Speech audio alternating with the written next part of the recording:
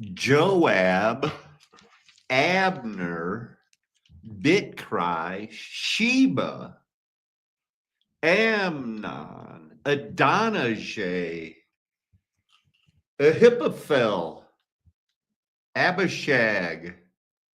See where we're going with this? Amasa,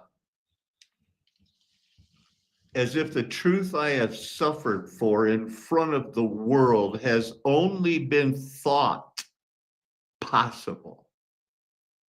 Some type of intervention is in progress. I was a symbolic beaten Samaritan being walked past by others that also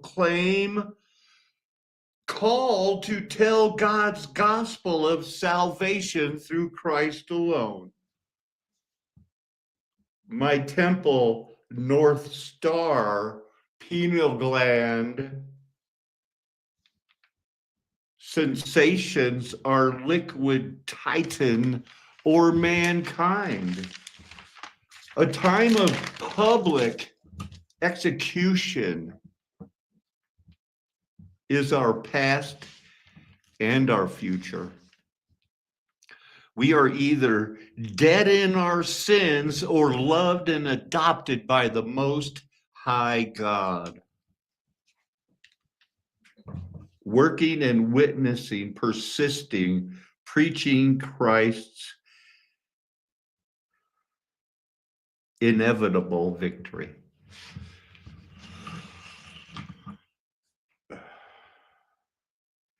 I had an experience like David where I needed a day off. I mean, I think I've studied, I've taught 2 Samuel many times. I've read it, like they say, I've read it for the first time when I was taking a cue from that guy from Johns Hopkins to do an heroic dose of mushrooms. I'm okay, I will. Wow. And right at this time in this season, wow, wait till you see it, so much going on. I made a necklace today. It's tourmaline. People around here think it keeps away negative thoughts. And I already paid for it, and it broke. Its thread was too thin. Moab, Joab. We're going to see one of the things. He helped David at a point when Absalom was about to win after he had been killed. Because David was crying, Absalom, Absalom. Why? We'll find out. And more. Thank you all for showing up. If I mess up, let me know. Sharing the screen, am I? Nope. I don't think I did the share screen thing. We're good now.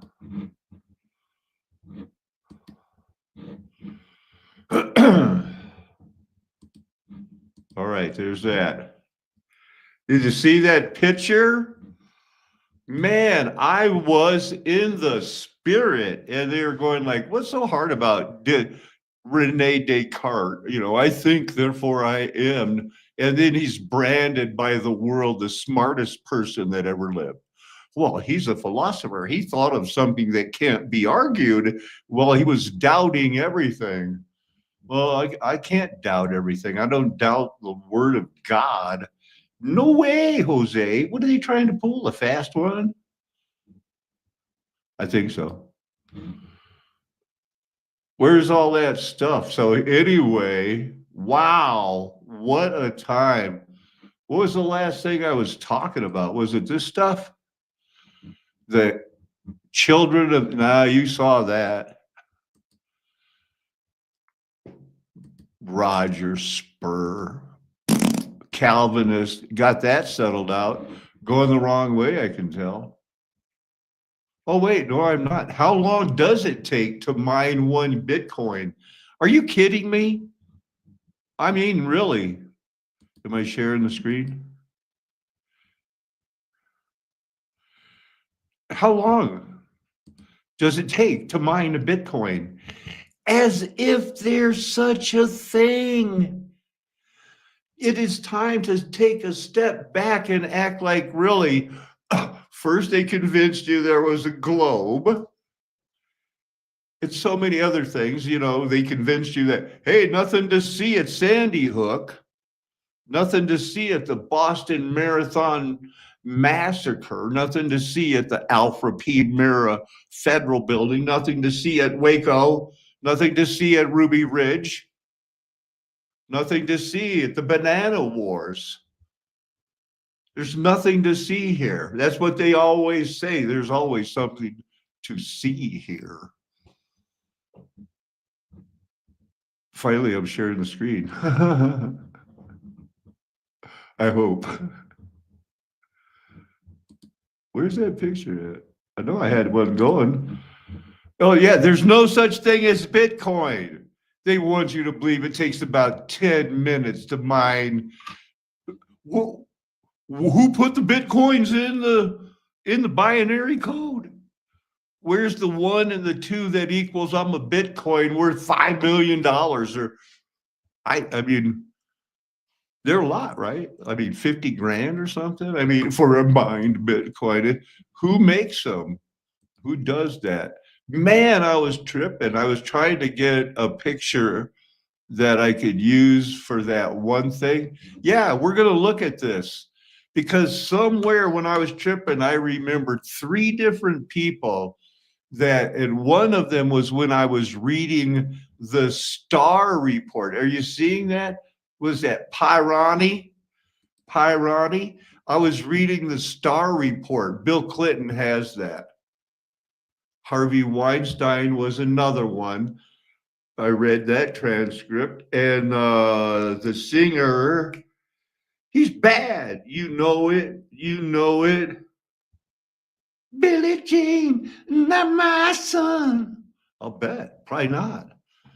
They all have that. And I think that it's a problem with them because part of that is, you don't want to make fun of them, but they're kind of, those guys that, it's like, well, I guess Bill Clinton has allegedly raped a woman. This is what other people say, and I'm just saying it because I heard it and it sounds like something he would do. Raped a girl because when she saw his little hooked penis, she laughed. So he beat her and raped her and then even bit her and told her to put a little ice on it. They're the worst. I hate to bring it up, but that's the topic of that. Think of what else I can't even tell you 10% of what the Lord showed me. If we're at here, you better believe there's a lot of other shit coming. Was I going the wrong way?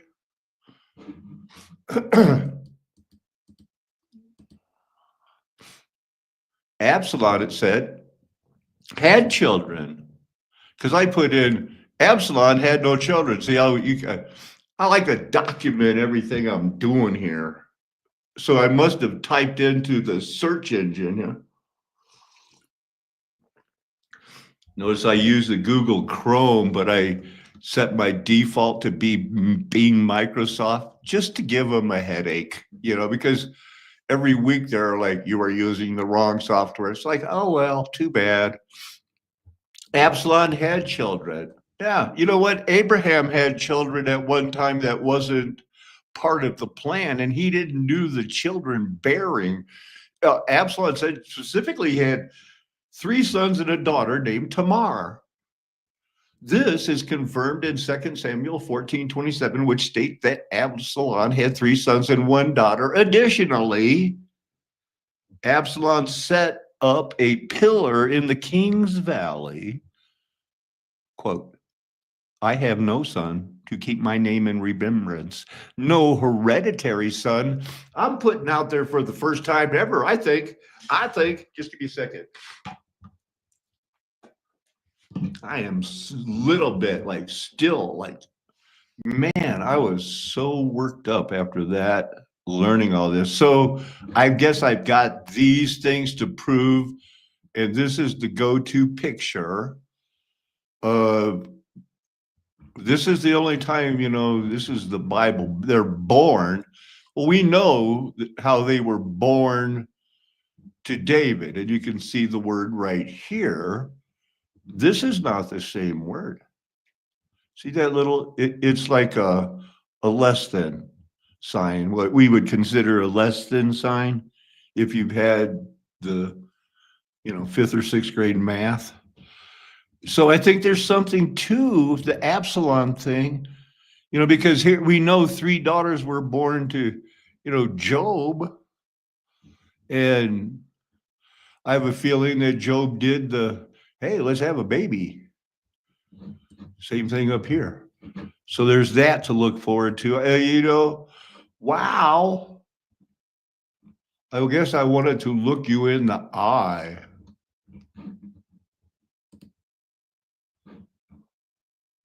That away. Nice job. Good deal. That's what, we had, you guys, wasn't it fun while it lasted? Wasn't it fun while it lasted? Hey, what's this one say? Senator Tammy Duckworth. I remember how many times she got beat, but they kept running her and kept running her. And eventually they got her, a black lesbian mayor. They got everything they wanted because this is judgment. Well, you could have tried harder. No, God's judging them. It's going to allow it to happen. He's going to let it happen because it's going to burn, baby, burn. Burn it, burn it. Disco Inferno.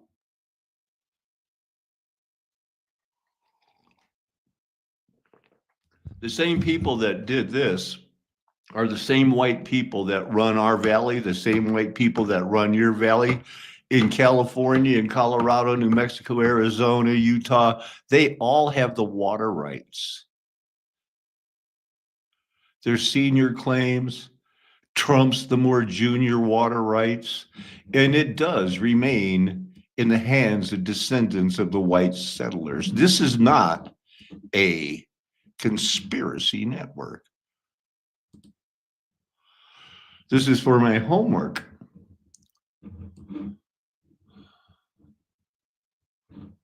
I showed the map. I told them, I know we're not supposed to use Wikipedia, which is why I didn't quote it in my essay.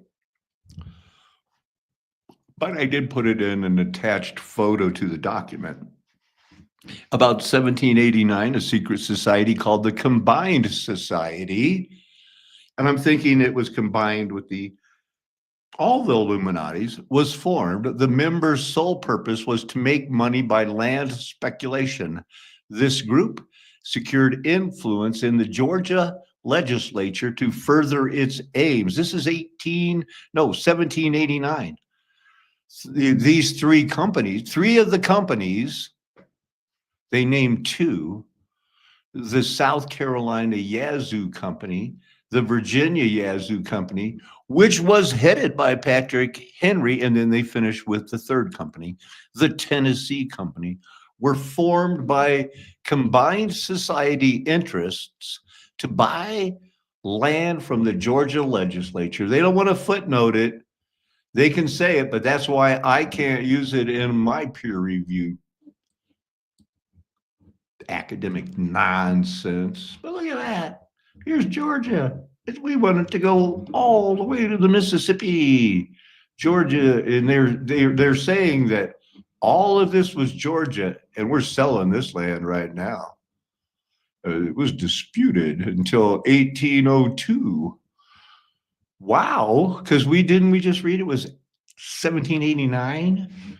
I know, we did. Huh. That is a real trilobite. As you can see how it's dug out and parts had to be left that are obviously merged into it. This is a fake trilobite. This is something that they do. This looks like maybe it's an original, but no, no, this is fake. They fake fossils, they fake everything. Hey, we're even going to take a look at a bonnet called a poke.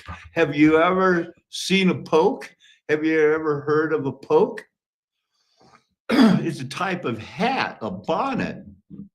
We'll be looking at veils too. What was going on? He's sticking his head in her bonnet. She's looking defensive. These girls here are looking and talking to each other. They got blinders on. Uh, is that an umbrella between my legs, or are you just happy to see me? What is going? What? Les vis la tête l'été?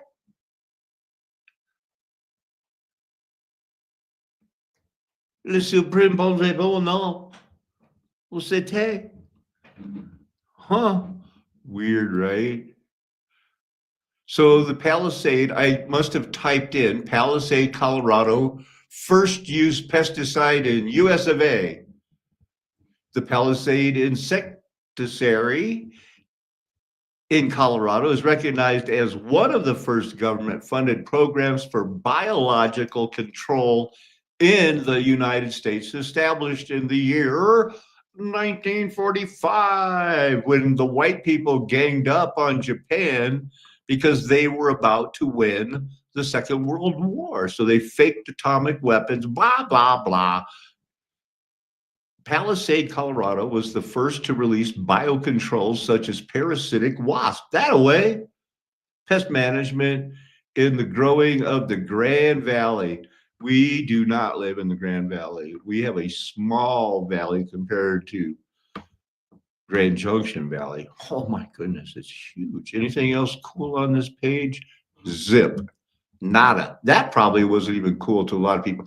I was not happy with their answer because I'm sure Palisade, Colorado was the first to use pesticides, not the first to recognize one of, give me that. So I tried to rephrase the question. Palisade, pesticide, 1920s, peaches, pink eye. In the 1920s, pesticide use, particularly in orchards like those in Palisade, Colorado, was significant. Palisade Orchard has been organic since 1972, but that's impossible because it's growing on soil that is saturated in lead sulfate. It's a arsenic-based lead pesticide. Yeah, hospital records indicate that arsenic was used it was used in the 20s, not just in the 50s and 60s. Not only, I should say. Hey, did you see that, in the First Chronicles? Look at this part. Clans, linen workers, the sons of Ishai, Zoeth and Ben-Zoeth, the sons of Shelah, the sons of Judah, the father of Lecca, the father of Morish, and the clans of the house of linen workers at Beth Ashbia. Okay, but I just want you to focus on that.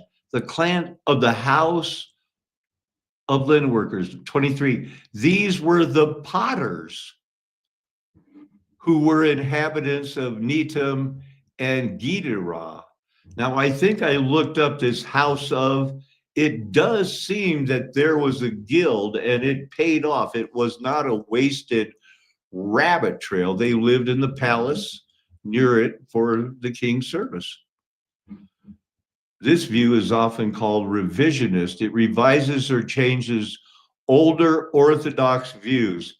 I couldn't have said it better myself because I was somebody else. Finally, it was a year ago, but finally it's coming out. So you're going to be those guys again that said, oh man, I already knew that. And everybody's going to be like, no, you didn't. What is social Darwinism? You got to get this through your head. This was 1859, right before the Civil War. And if you don't want to believe that racism has played a part in Satan's plan since 1859, 859, you know what I mean.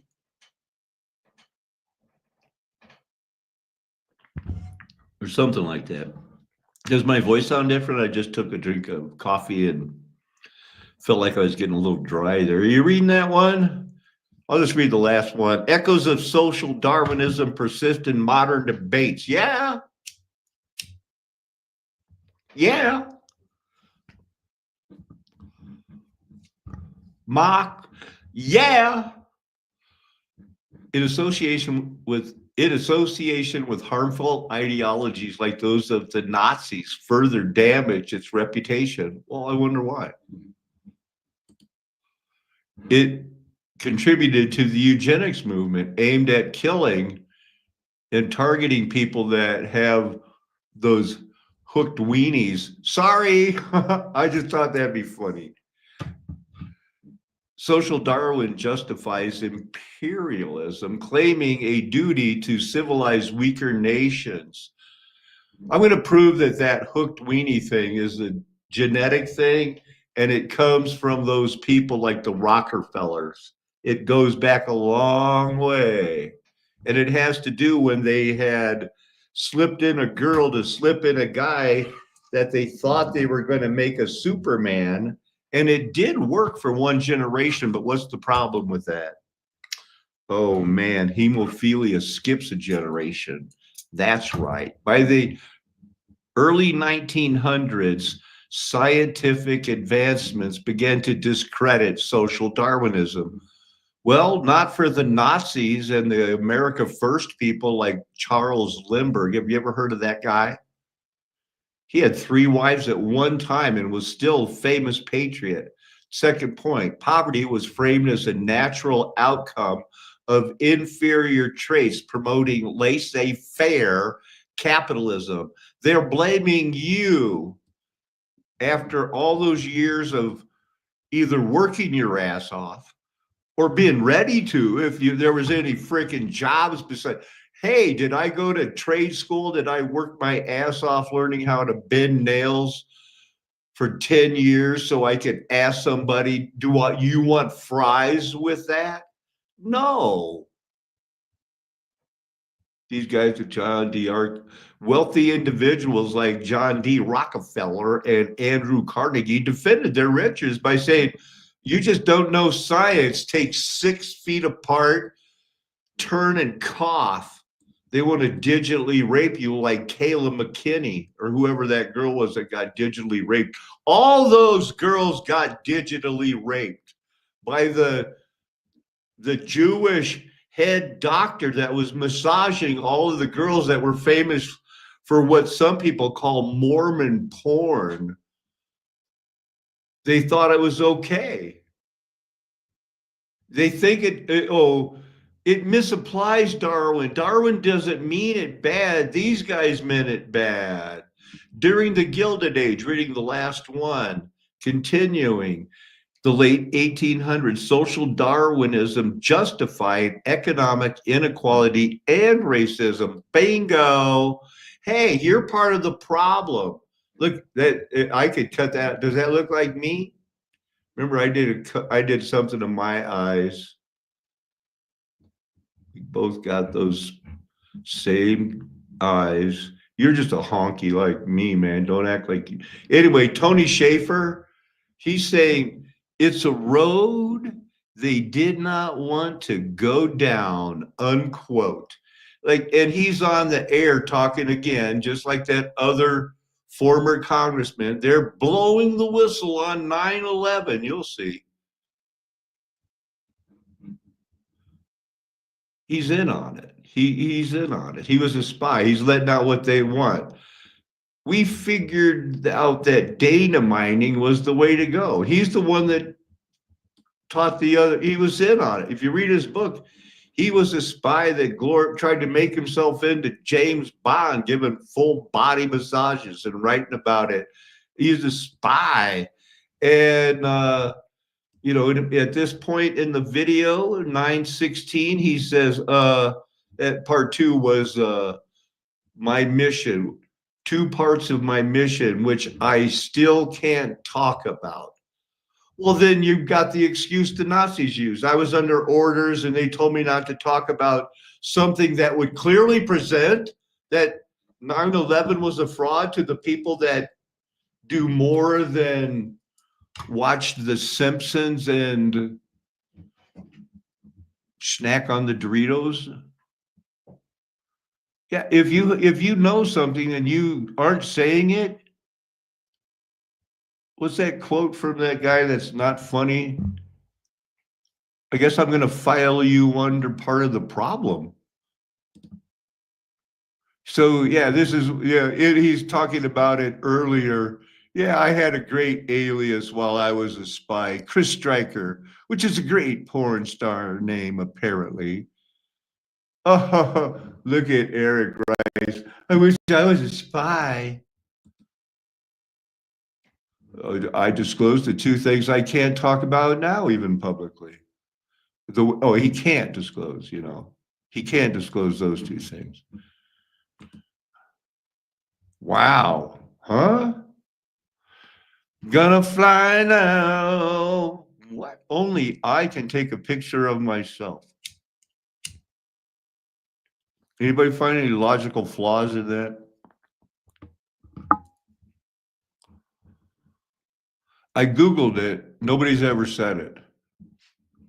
Only I can take a picture of myself. I like to throw out quotes that people like to tell me, "You're really nothing, man." And I go, well, leave me alone then. These are my quotes and I document them. I like it. I think a country western song is there somewhere. We'll be looking a lot at, Second Sam, maybe dropping on this, Second Kings.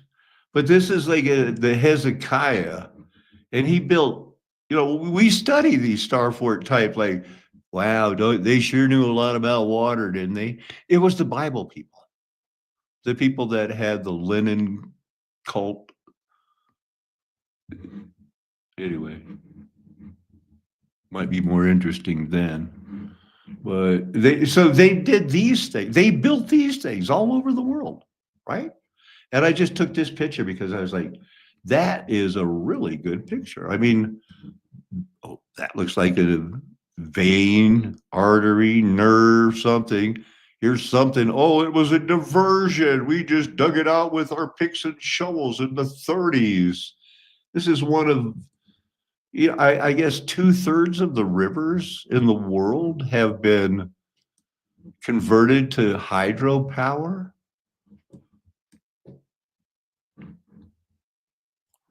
It only needs to work for them another, 21 years.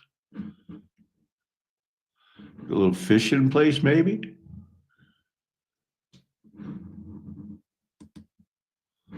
I not the biggest picture, can't enlarge it very much, but this caught my eye. I was thinking, I don't think I've ever seen part of the, they walk out of the dam right here. It's an old fashioned way of doing it, I guess.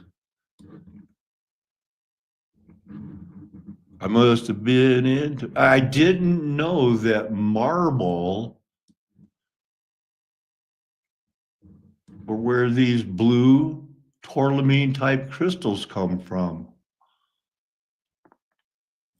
I believe that you make a body part when you repent, when you do a good work, you build up gold, silver, and gemstones.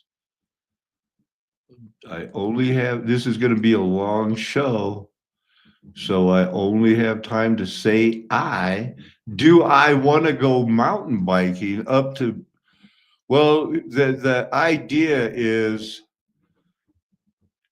we are not going to be able to get up to the top, but the idea is to take the e-bikes up as far as we can. Joaquin has a mini bike. I have an e-bike too. Yeah, but yeah, where there's going to be some walking involved. It's not going to be there, but yeah, you're welcome. We're looking forward to it. Welcome everybody to Mud Flood was Armageddon. Mud Flood was Armageddon. Don't let them tell you anything else unless they're willing to debate you in a fair and honest way. Now, here we go. We're back. We're finished with the pictures. I'm going to go in reverse. Yeah. Yeah, I have one jump in Canyon City, so I'm on their list, and I think I could have to do one more, and I can free jump. But I'm down for it. I really am. I mean, I love that tickle in my tummy. You can't placebo that. So we'll go in reverse and work back to the point of when the Lord was showing me so much about Second Samuel. Please just be friendly in the chat room. Take your time. Materials, labor, and technology. Number two, social impact. Building long artificial rivers can affect the lives and livelihood of a people who live along or depend on them. For example, some people may lose their homes, lands, or cultural heritage due to flooding or displacement. Some people So we're looking at the insane scale of the world's largest river. Here's a little look at it, given scale. live and Oh, wow, improving that bridge looks familiar. the water quality and navigation capacity of the canal. The second phase focuses on building a water diversion system from Okay, now they're talking 2011, 2020, but no, no, no, no. 1,776 kilometers, the largest artificial. When was it made? kilometer longest artificial river in the world. It is about 5 times as long as the distance from Washington to New York. It is also the world's oldest canal, which crosses many important cities. Nowadays, only one-fourth of this length is possible. But how is this possible? Uh, because mud flood was Armageddon, and it's all been a bunch of what they like to call BS. I'm going to not say the S word, but you know what I mean by the BS, right? En español, como se dice caca? I might as well have said the S word. We cleaned out the Erie Canal. You know that, right? The Sault Ste. Marie, the Great Defense of Canada one. Uh, we cleaned them out. They're as old as this one from China. The people that, man, I wish I would have studied more Mandarin. The Grand Canal is the longest artificial river in the world, and a UNESCO World Heritage Site. It runs from Beijing in the north to the Hangzhou in the south, crossing 8 provinces and linking 5 major rivers. It was built over many centuries, starting from the 5th century BC and reached its peak in the 13th century AD. It was used for the transporting grain, raw materials, troops, Yeah, yeah. Hey, man, we know what the Erie Canal and those things are for. So, how old is the word France? Because when you hear that, oh, we see the fleur de lis, it goes back to France. What's France? Something new from World War One or that 1848 thing? France isn't France is Roman Catholic, man. France are the tears of the golden age, redecorating everything, being bad because, well, they can't help it. They are not wheat. They're not sheep. They hate you. There must be a reason I stopped it here. The first meaning France means the whole French Republic. Well, when did that start? Oh, French Republic, 1804. Oh, it started in 1792. Oh, the Renaissance? That's when France started? Because the first French Republic turned into a freaking bloodbath, right?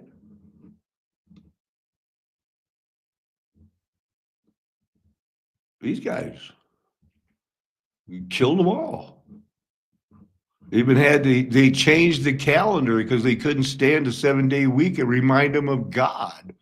I mean, simply this guy, this is the guy. He was like, I'm a hero. Everybody loves me. I'm Robespierre. I know the guy that said, I think, therefore I am. Well, anybody can come up with those things. The third estate. Look at me. Here's their declaration of the human rights. He did it. That guy. And it's France. It's been France all along. And France is what?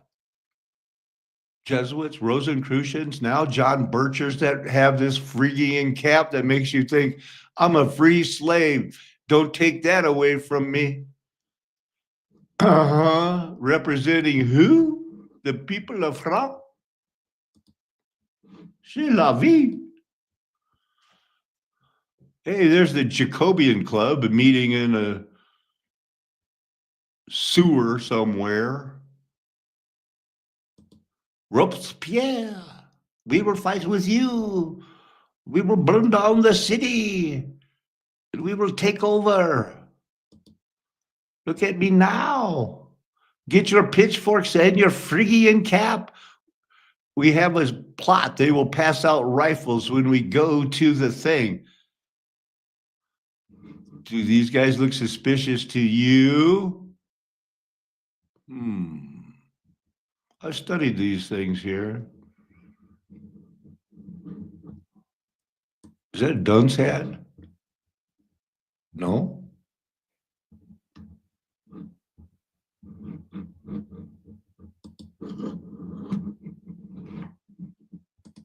You look at me once, you look at me twice, you look at me again, there's gonna be a fight. Robespierre. Hey, let's kill the king and we'll rule everybody. Everything will be okay now. Everything's gonna be good. Whoa, settle down. What do you mean? They turned on each other and then they started guillotining everybody because you see that sign. They had to. That is Robespierre in the middle. Where's my Phrygian cap? Where's my pyramid? Wow. And they really were going like, light them up. Stage of the festival of the supreme being. You see, they did try to maintain a government, and it was the let's worship a tree. Any god will do, but the real God, because they're in their meantime, the women's lib thing was big, and they had a hero of that time. His name was Marquis de Sade, and he'd show them what that was for.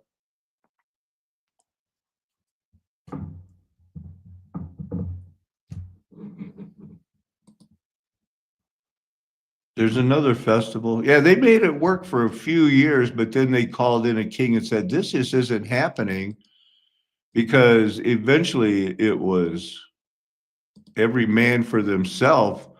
It was bloodbath. It turned into a freaking kill them all situation. There is no real France. France used to be called the Gauls. It was called the Gauls when allegedly Pippin the Short. Have you ever heard of him? Allegedly, he gave the Catholic Church, and the Catholic Church stands on it to this day. He gave them a gift. He was a prince, and he became a king. And you've heard that play, Pippin. It was him, not the Pippin from the Tolkien. Let's see what he did. Pippin then forced somebody into a monastery, had himself proclaimed king of the Franks, the Gauls. They became the French with the support of Pope Zachary as late as 1751 or 751, however you want to write the history. It's your history right now. You can take a picture of yourself studying history. So anyway, where's the gift of Pippin? The donation, they call it. Oh, you're not going to get me the freaking donation of Pippin? You.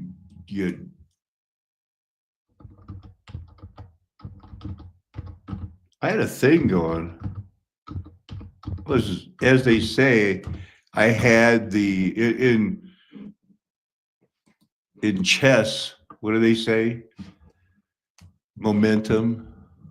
The donation of Pippin was the transfer of Frankish, what they would call France, in central Italy to Pope Stephen, made by Pippin the Short, king of the Franks in 756. The donation took place among the last of the Christians, the wheat, I think. They were declining, being rubbed out because there were more tares than wheat, usually. So anyway, he decided you can have it all. So the donation established the papacy, where I guess in central Italy, provided a legal basis for the creation of our modern papal states that extended the temporal rule of the popes beyond the Duchy of Rome. I mean, it's that simple. Where did the Church of Rome start? When did they start this fake, I'm a Jesuit, I'm okay, I work all night, and I look for boys all day? Hey, I'm not the one who's ever paid a penny for that crap. They pay billions. Just not into it, man. I think I'm born again. I'm going the other way. Lombards, Burgundies, these guys did it, man. Pippin the Short, probably with a hook, you know what.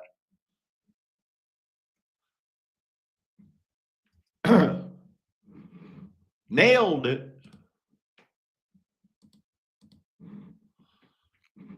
Hezekiah closed the upper outlet of the waters of the Gihon. Now, in the Bible, that's a big, big river. You know what Hezekiah said? Big bubbles, no troubles. Let's block that upper outlet, then change it, direct them down to the west side of the city of David. That's what they call Jerusalem. Hezekiah prospered in all his works. You think that's all he did? Come on, man. There's no way you think that's all he did.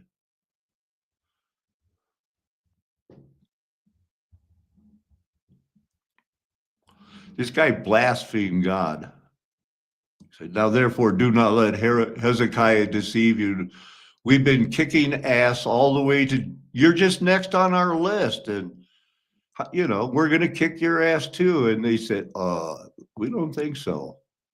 So they delivered him and he struck him down, and people brought gifts to the Lord because, yay. Where's that one verse I was looking for? 30. So what did he do? Hezekiah was a very rich person. He could change the course of rivers.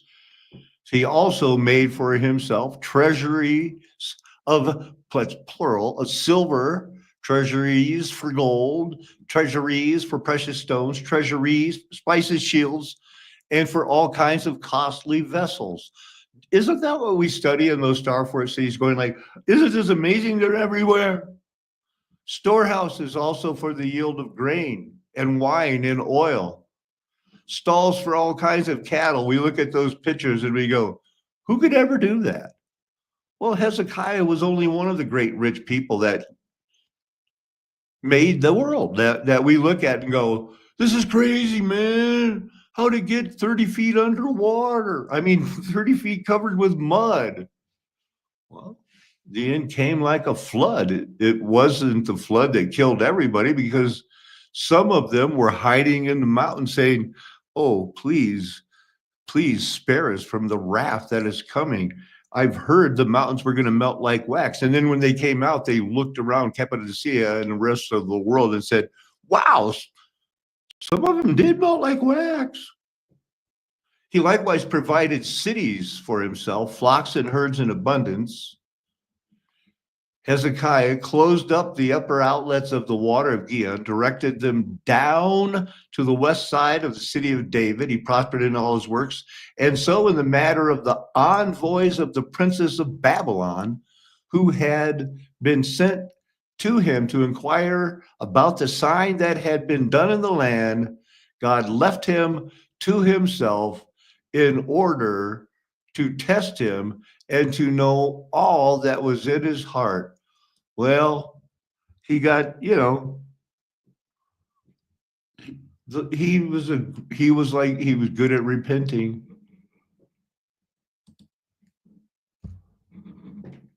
You ever look up veil? What is a veil? How come all the Christian women were wearing veils? How come everybody that loved God was wearing veils?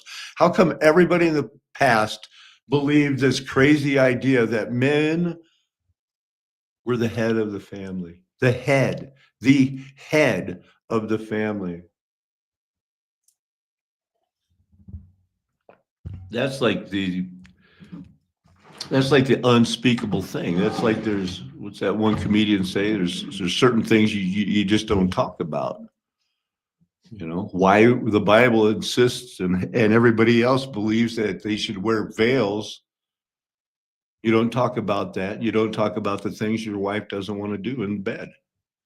You just don't bring it up. But it's been a thing. It has been a thing.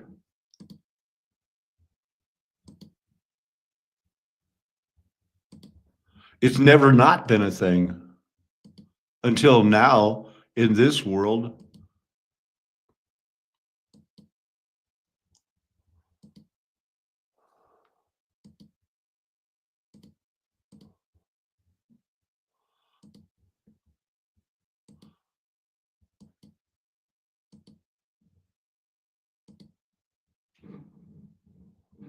One more. Gonna fly now. Hey, a minhar. In the Brittonic languages, min, stone, standing stone, that's what it means. That's what they do and they use it in the Bible. The name of it comes from what they call French in the 1800s. Well, that's possible. Early 1800s, they started calling themselves France, I guess.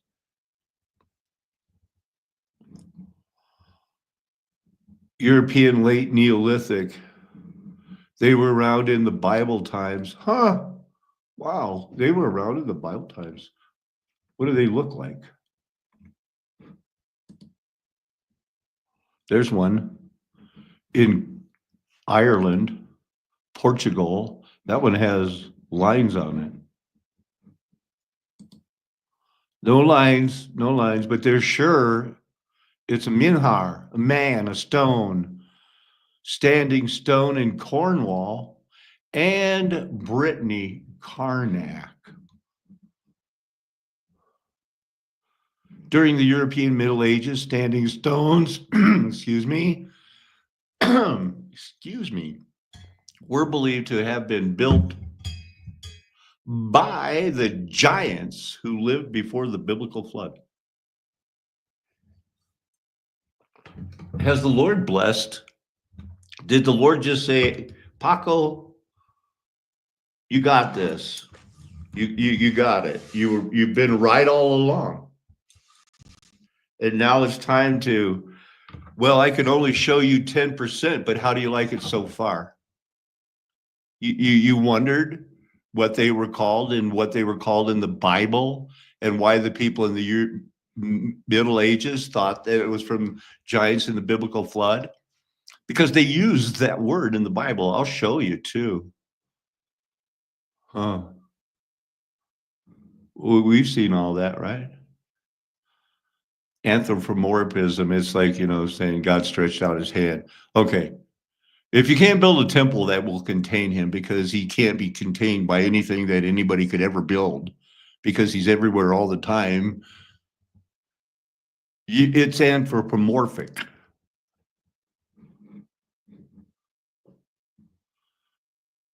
Anyway, they're in the Bible. I got a lot. We can't stick on that. Ligaments are in the Bible. What's a ligum? It's in the Bible. Huh. And the Bible is just replete with examples of, well, for crying out loud. How many good kings did the 10 tribes that broke off in Israel? And then there was Judah, right? With the Levites and some Benjamites. How many of those kings of Israelite did the Bible say, and he was a good king? 0. Okay, that's 19-0. Okay, 17 kings in Judah. Approximately, I think. I can't be sure. How many of them were good? I'm sure about that. 5. It's not very many. And they were constantly tearing. Some of the kings of Judah offered their sons and daughters to Baal because there was a temple for Baal in Jerusalem for centuries. I cuss word centuries.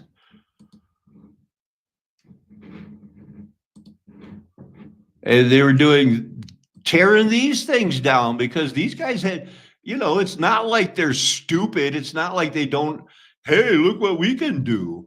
They generate their own power. They do everything cool that everybody else does. Why not worship their God?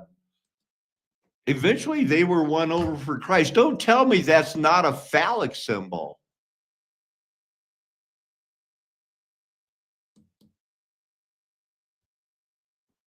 I don't even see the lingam in that. Anybody? Okay. Natural rock lingam. It must have some sort of magnetic powers or some of that weirdness going on.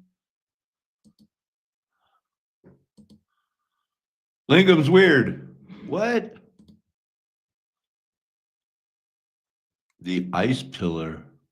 Well, it's coming out of a nerve or an artery, something that's in a body part. I mean, this is all, that get out something, sand it off and find out what it is, trace it, go right to the gold. It's the way we do it when we're out there, hi ho, hi ho. We're not doing it for the money because we know that you love the money, but your money won't pay the bills. It only is there to give you thrills. If you don't believe me, ask the bellhop. The bellhop's tears are still flowing. He's dressed in black. They've been so long on Lonely Street, they'll never get back. Huh. There's high places. High places are everywhere, and they're archaeological sites. Hey, look, a high place in Megiddo. Hey, look, an underground cave place with a high place. What? That massive we already know that's a standing stone. That's a weird one. But that's a false god. Huh. Polka dot olive presses. Well, there you go. You build them in the high place. Secret cave entrance. Yeah, I would say that's a Trinity high place. High places, they're in the Bible. They talk about them. Hey, we're looking at Hezekiah. Tear them down because they were good kings. One of some of the few, the rare. What do we got here? Stone coins that seem to show a stone is in the temple. The rock is in the temple. Now, depictions of, because it was like he was sleeping on a stone. That doesn't look like the first picture. Literally, house of God, a sacred stone, sometimes believed to be a meteorite by Darwin lovers. Been around for a long time. In the Bible, Genesis, they use that word, pillar. Oh, well, we know that word. Yeah, that was one of those things too, huh? Okay. Like I said, we got a lot to go over. You could be taking notes or not. I gotta go. I gotta get this off my thing here. Chest, my gut. These are in the Bible too. People don't. They're again the law, but they did it anyway. Going out in the Ascriff groves and stuff. So it's not something that's unusual. Why did they not show this picture? Because it's not. Look, I can't click it. They're just going to worship and have, they don't want to believe one man, one wife for life. I didn't have time to go over all of these things.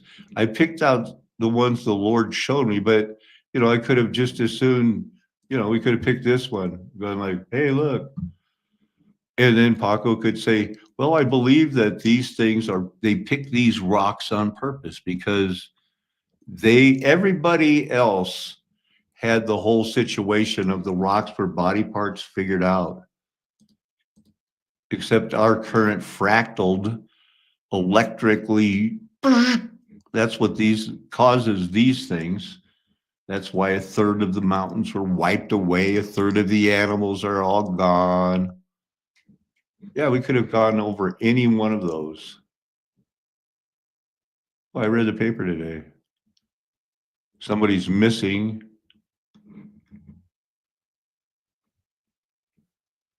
This guy is ahead of me in my grade point average.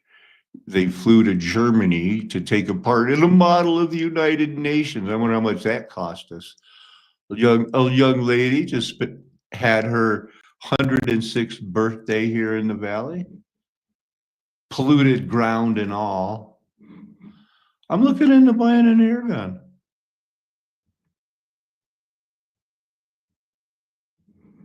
Look at that. Air guns represent the oldest pneumatic technology. I doubt it, but they did have some, and they were nothing to sneeze at. You just pump it, pump it, pump it, boom. You don't have to get a spark. You just have something in this barrel here to hold air, and then you shoot it, and you drive that tack. You drive that tack.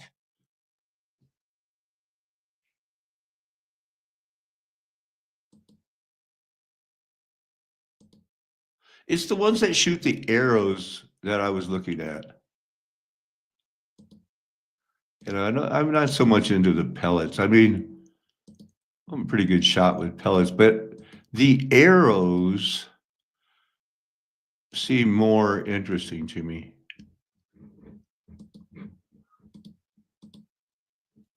What's this?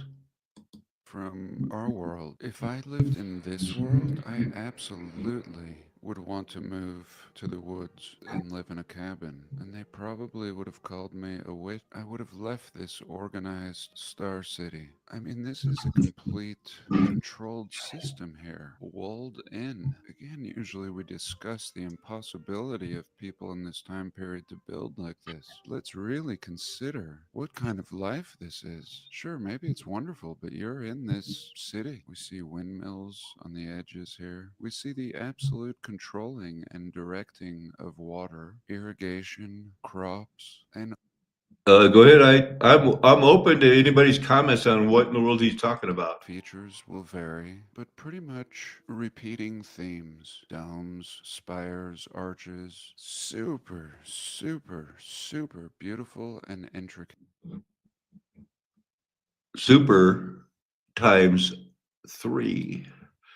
Okay, where you going, man? I mean, you making any money today? Buildings made of brick. I guess a city is great if the people are great, that's all. Would I want to live in one of these cubicles and walk these streets? I don't know. It depends. If people were Nah, having a great old time I all wouldn't. over the place, then yes. But if everyone was just rushing to work, to and fro, Right. busy, You got to go make linen. You got to make hats. You got to make veils. You got to clean the.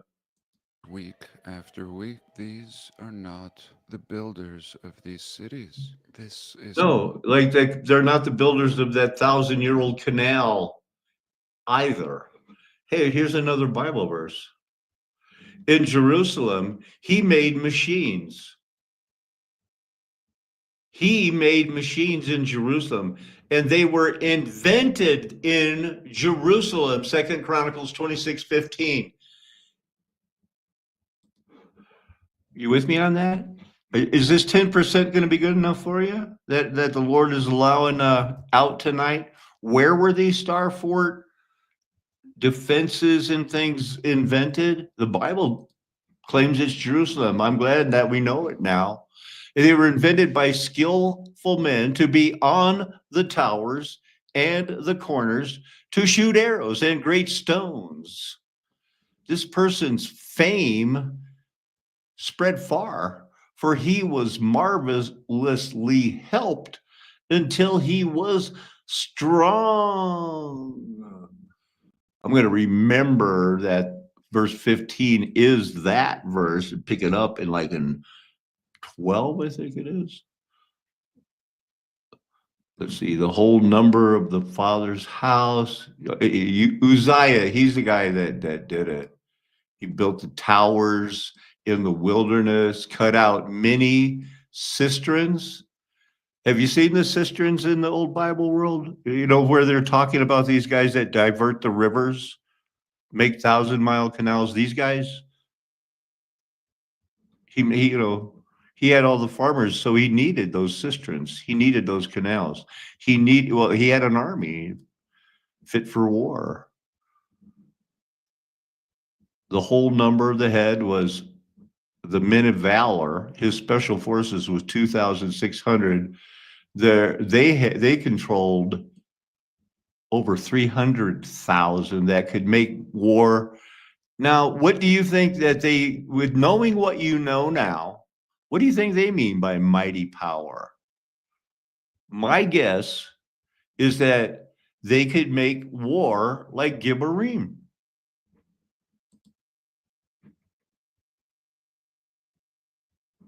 Nope. I never saw that word. Activity, able men. Okay. Valiant men.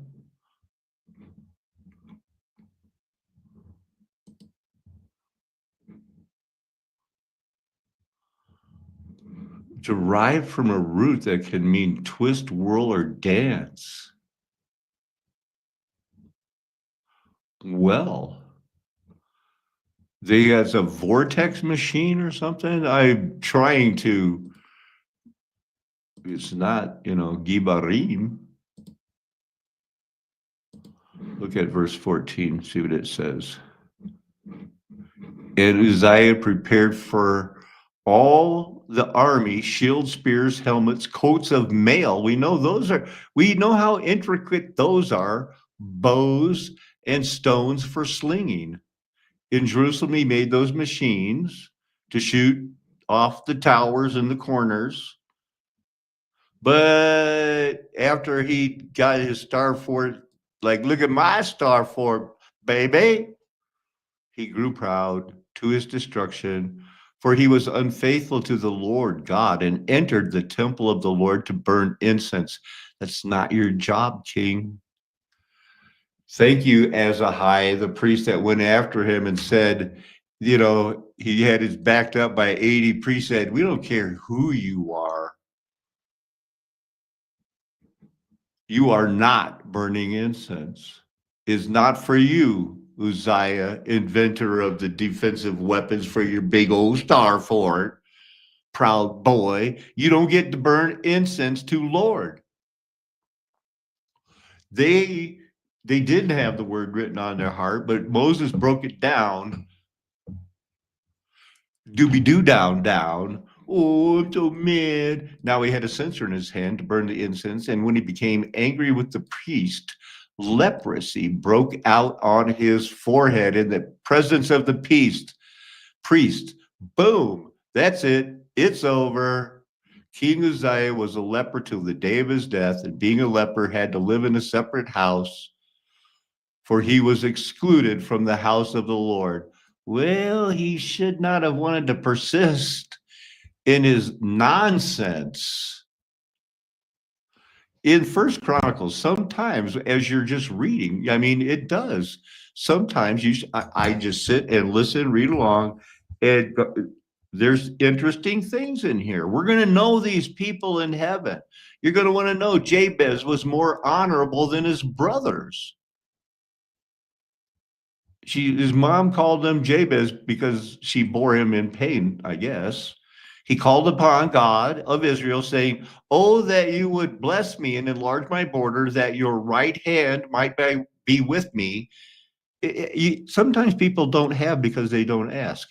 And that you would keep me from harm so that it might not bring me pain. And God granted what he asked. I thought that was pretty cool. But then you have these so-called craftsmen, you know, that does that hunter gatherer to you? Oh, they're craftsmen. What? They're just nothing. Let's look up that word. I think it means artist, but I'm not sure. And I think it means, you know, those people that are gifted by God. Let's see. Craftsman, works of craftsmen. He show me the four craftsmen. Well, these were the guys that the whole situation, very strong root word. Men can be a type of this blessed situation. To plow, to love the earth. A craftsman and artisan, worker, laborer, skilled worker, particularly one who works with wood, metal, and stone.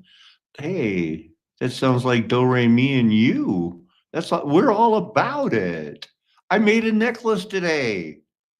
He keeps the negative vibes away from me, the hippies think.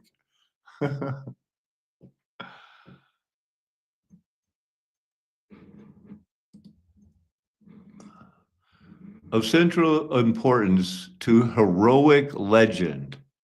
If you're going to have a heroic legend, specifically Gaul, German hero, you know, they've got your mind figured out. You got to have, with, you know, he needs, with whom conflicting definitions exist. He needs to be admired for their achievements in battle, heroic virtues, capable of performing feats impossible for a normal man, like King David. Go fight a giant and make it look easy. When did they get this? The Germans needed a hero because they didn't like God. They were not wheat, not sheep, not called, not chosen.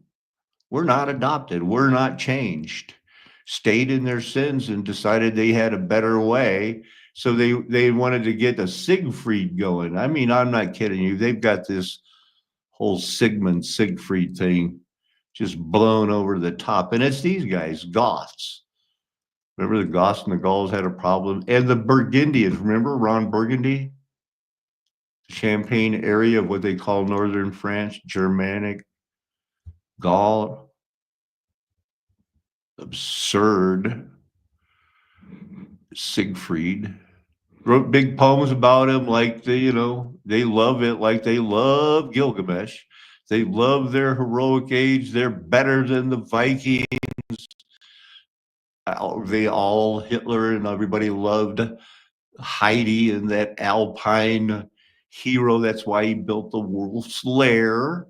You're getting it all. You're getting all you can get. You're getting it overloaded. This guy did it, man. The Germans wanted a hero, so they came up with one and they developed a whole go back and fight the history like the King Arthur one. Anything to get you off the track, A wild man giant. Oh no. And they believed it for centuries. That looks weird, huh? A rosette stone. Fluid, it's a flower. It's a Rosicrucian thing.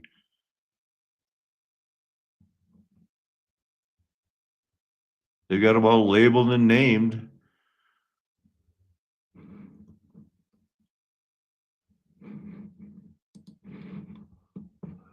Germans had to come up with their own legends and God.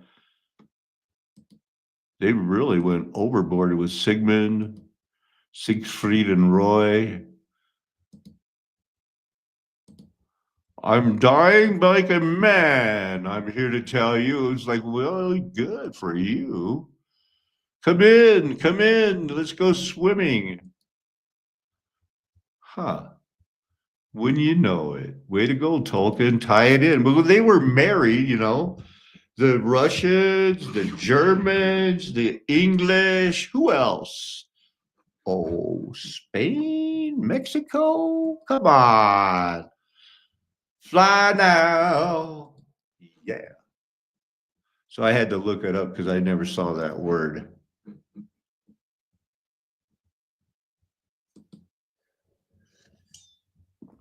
I did remind you that we're going back until the night when I wrote on my notebook that has all the information about the resets inside the reset. Yeah, they're a part of it, the whole Abishag. We're working towards something with Joab. He was in place, and at the right time, he encouraged David, saying, "Thus saith the Lord, you got to do this and that." And yet later, him and his house were cut off. Were his motives? Did he do the right thing for the wrong reason? And God allowed it? That's where we're going. Now, these are the words that Absalom used. There were sons born, Absalom were born 3 sons, and it had this. It messed me up. It messed with my mind, man. I can't find any of the other words that have it. So here's a word that has 95. I'll look for it real quick as I roll down here. You look for it too. It looks like a less than sign if you're doing math. None of them are jumping out at me. I looked at it. It seems like a rare use of the word. There's something up with this whole situation.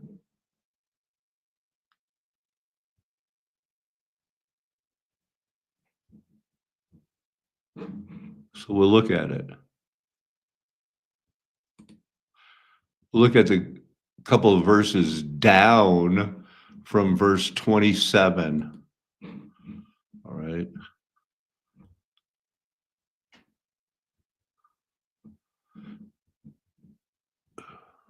he had the daughter Tamar, and there's going to be some trouble coming with that.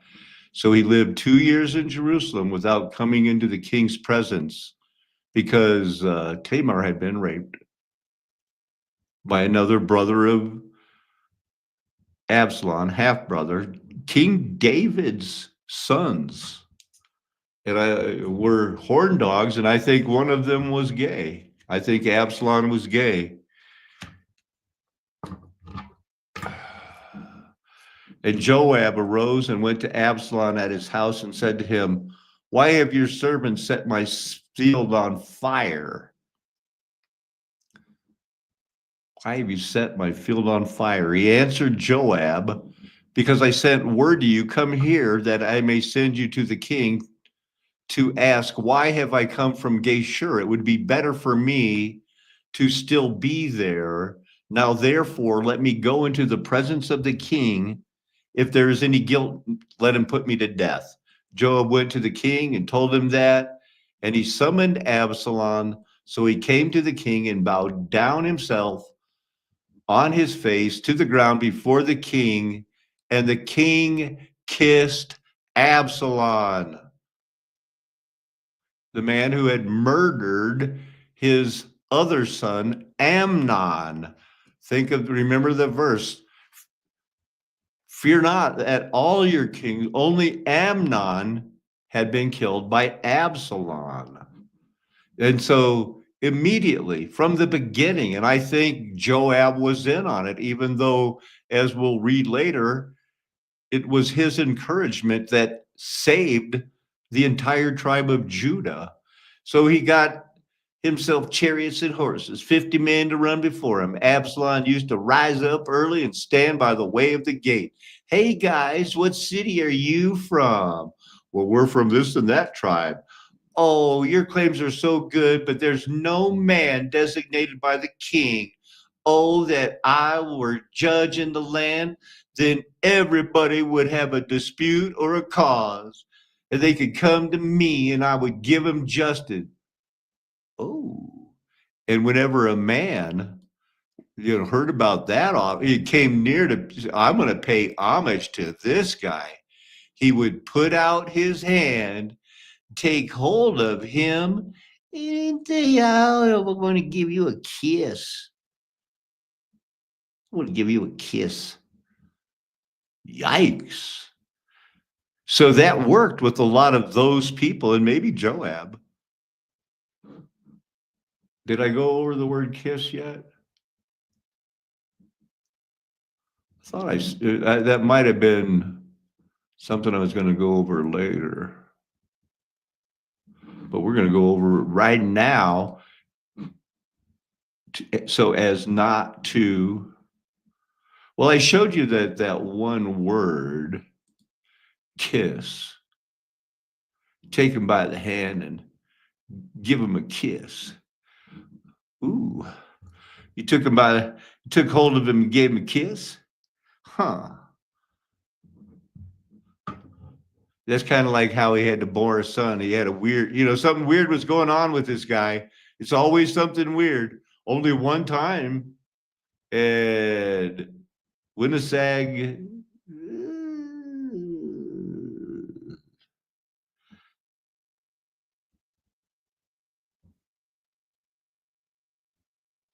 Let's look up this one. This is as close as we can get to it. And I'll hop right back to it. Oh, so it was that kind of kiss. Yo, okay.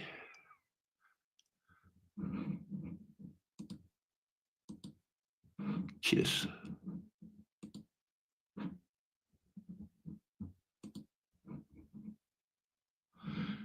To kiss, to equip with weapons. "Come closer," he said, "and kiss my son." Isaac is thinking, that was pretty fast to go get me something to eat. And so he came close and he kissed him. So there's these type of kissing where you can smell and know your family. That's a specific type of kiss. So how many different ways do they translate kiss in here? To love, show affection.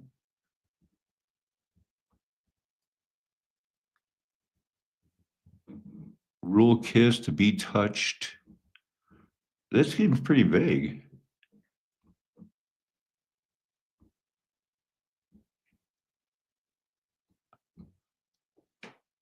Huh. Well, the kiss didn't show as much as the other thing, but I'm sure that it's there and that his kissing is more of the romantic kind. Anyway, he's taking him by, he's a bad guy. Now, here's the situation. All is well. He called out to the king, "Blessed be the Lord your God. He has delivered up the men who raised their hand against my lord the king." The king asked, "Is Absalom all right?" And Ahimaaz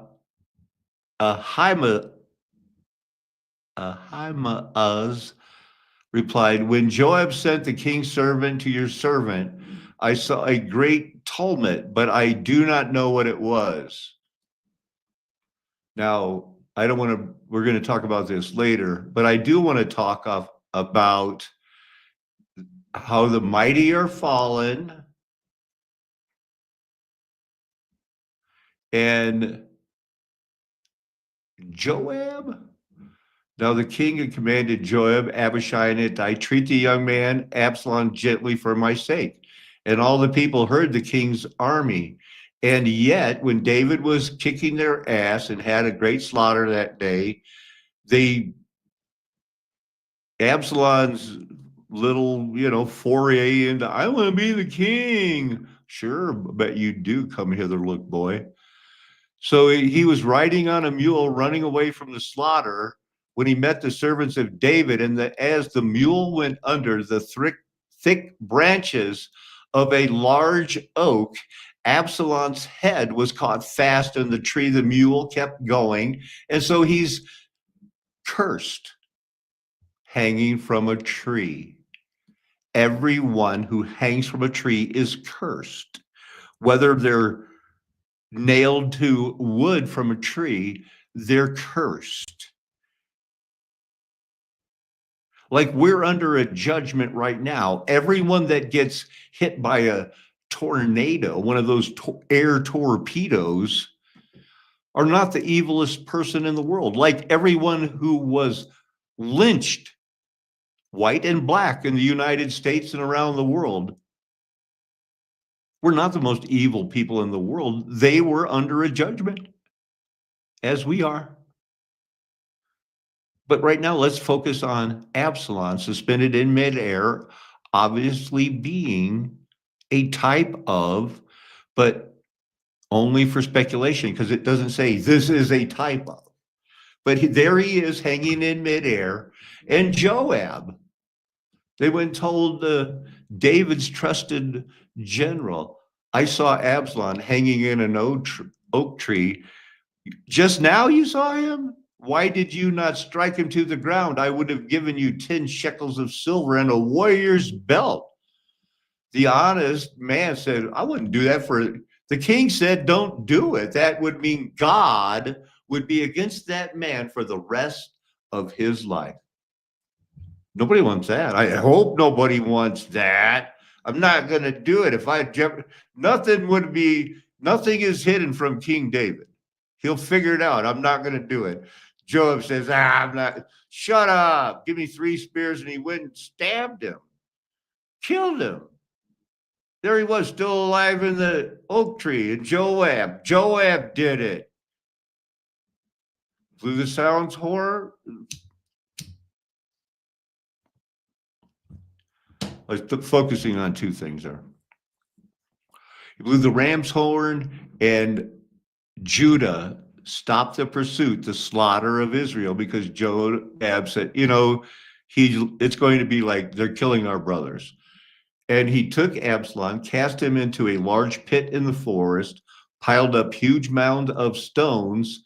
Meanwhile, all the Israelites each went to his own home. This is the start of the whole nations dividing.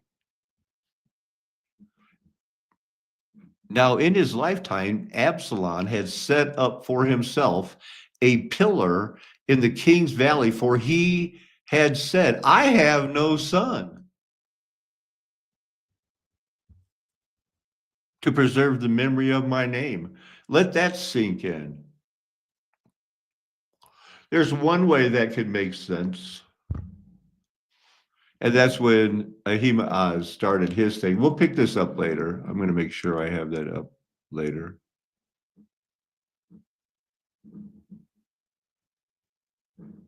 Yes, I do.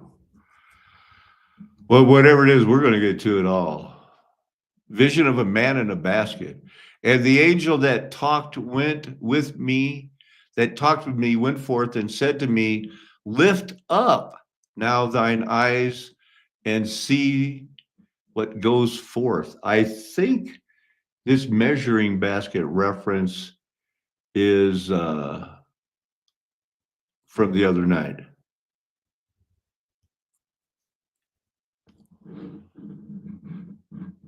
Let's see if there's anything weird in the Hebrew. And the angel of the Lord talked with me, lift up your eyes, see what goes forth.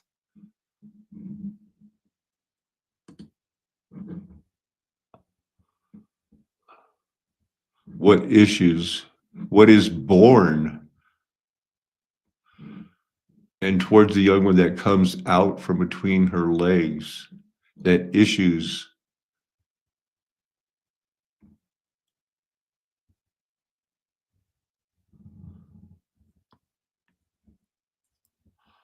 I'm going to have to pass on that. Did he not make them one with a portion of the Spirit in their union? And what was the one God seeking? Godly offspring, not kings of Israel that would offer their sons to Baal for centuries while they were building great star fort cities. So guard yourselves in your spirit, and let none of you be faithless to the wife of your youth. Now, faithless to the wife of your youth does not mean she wins every argument.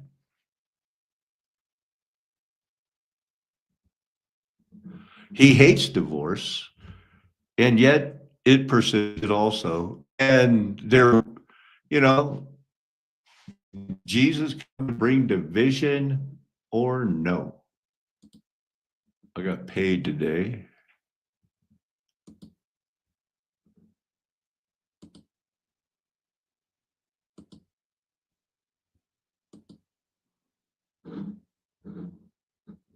Video from RJ. Did I? Oh, Come see us on. RJ, I have this pulled up already. We'll look at it later. More mouth of two or three witnesses thing going on here. What did I search for here? I did take a little break to look at this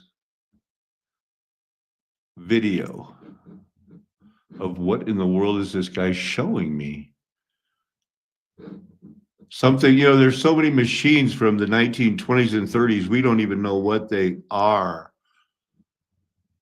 Oh, here's the pesticides in Palisade, where I used to live. People sucking up. It's poison. This guy here, he wishes he could grow organic, but he can't. They has delivered 1 million pounds of peaches to Kroger. Wow. No day can be wasted in that 4-month harvest.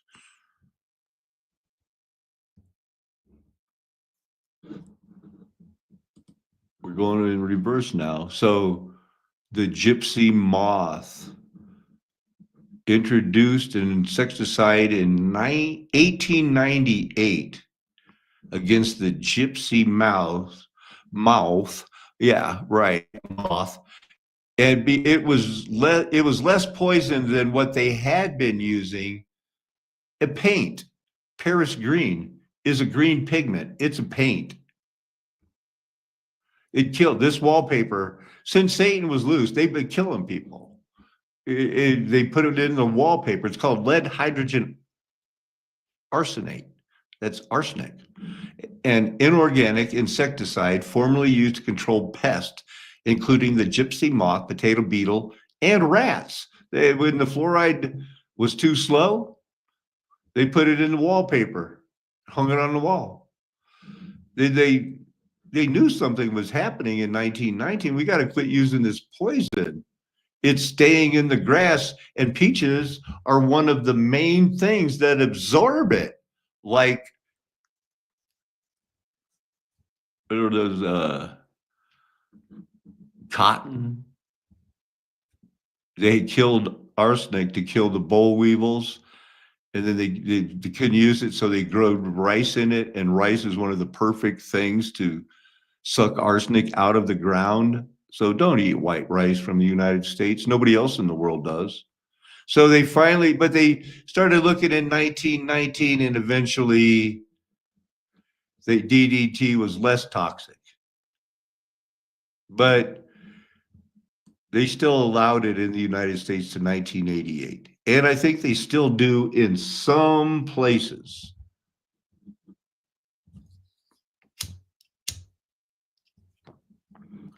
They're using mushrooms to try to suck it out. It's so bad in some places. Yes, it was used in deciduous fruit trees. I think earlier than that.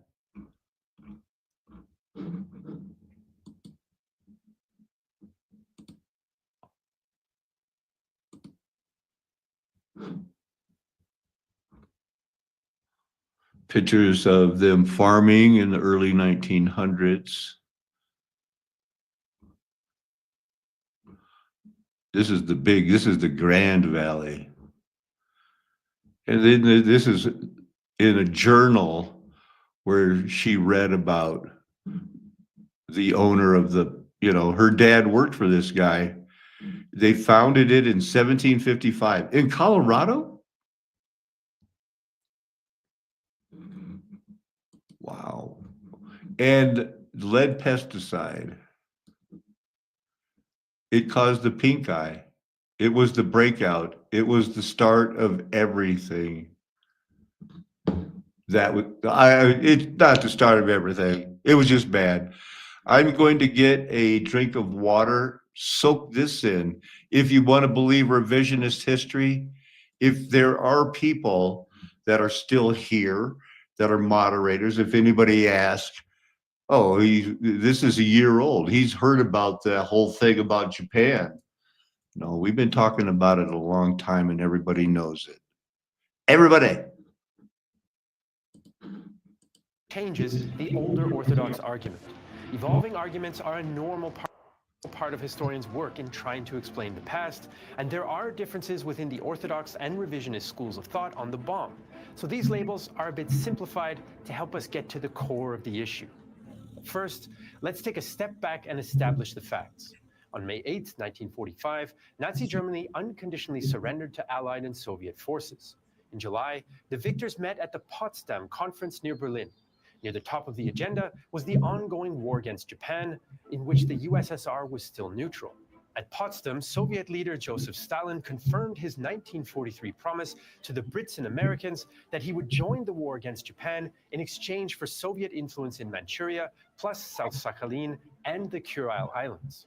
He also revealed the Japanese had approached Moscow with informal peace feelers since 1943. By 1945, it was clear they wanted to use the neutral USSR as a mediator to end the war on better terms.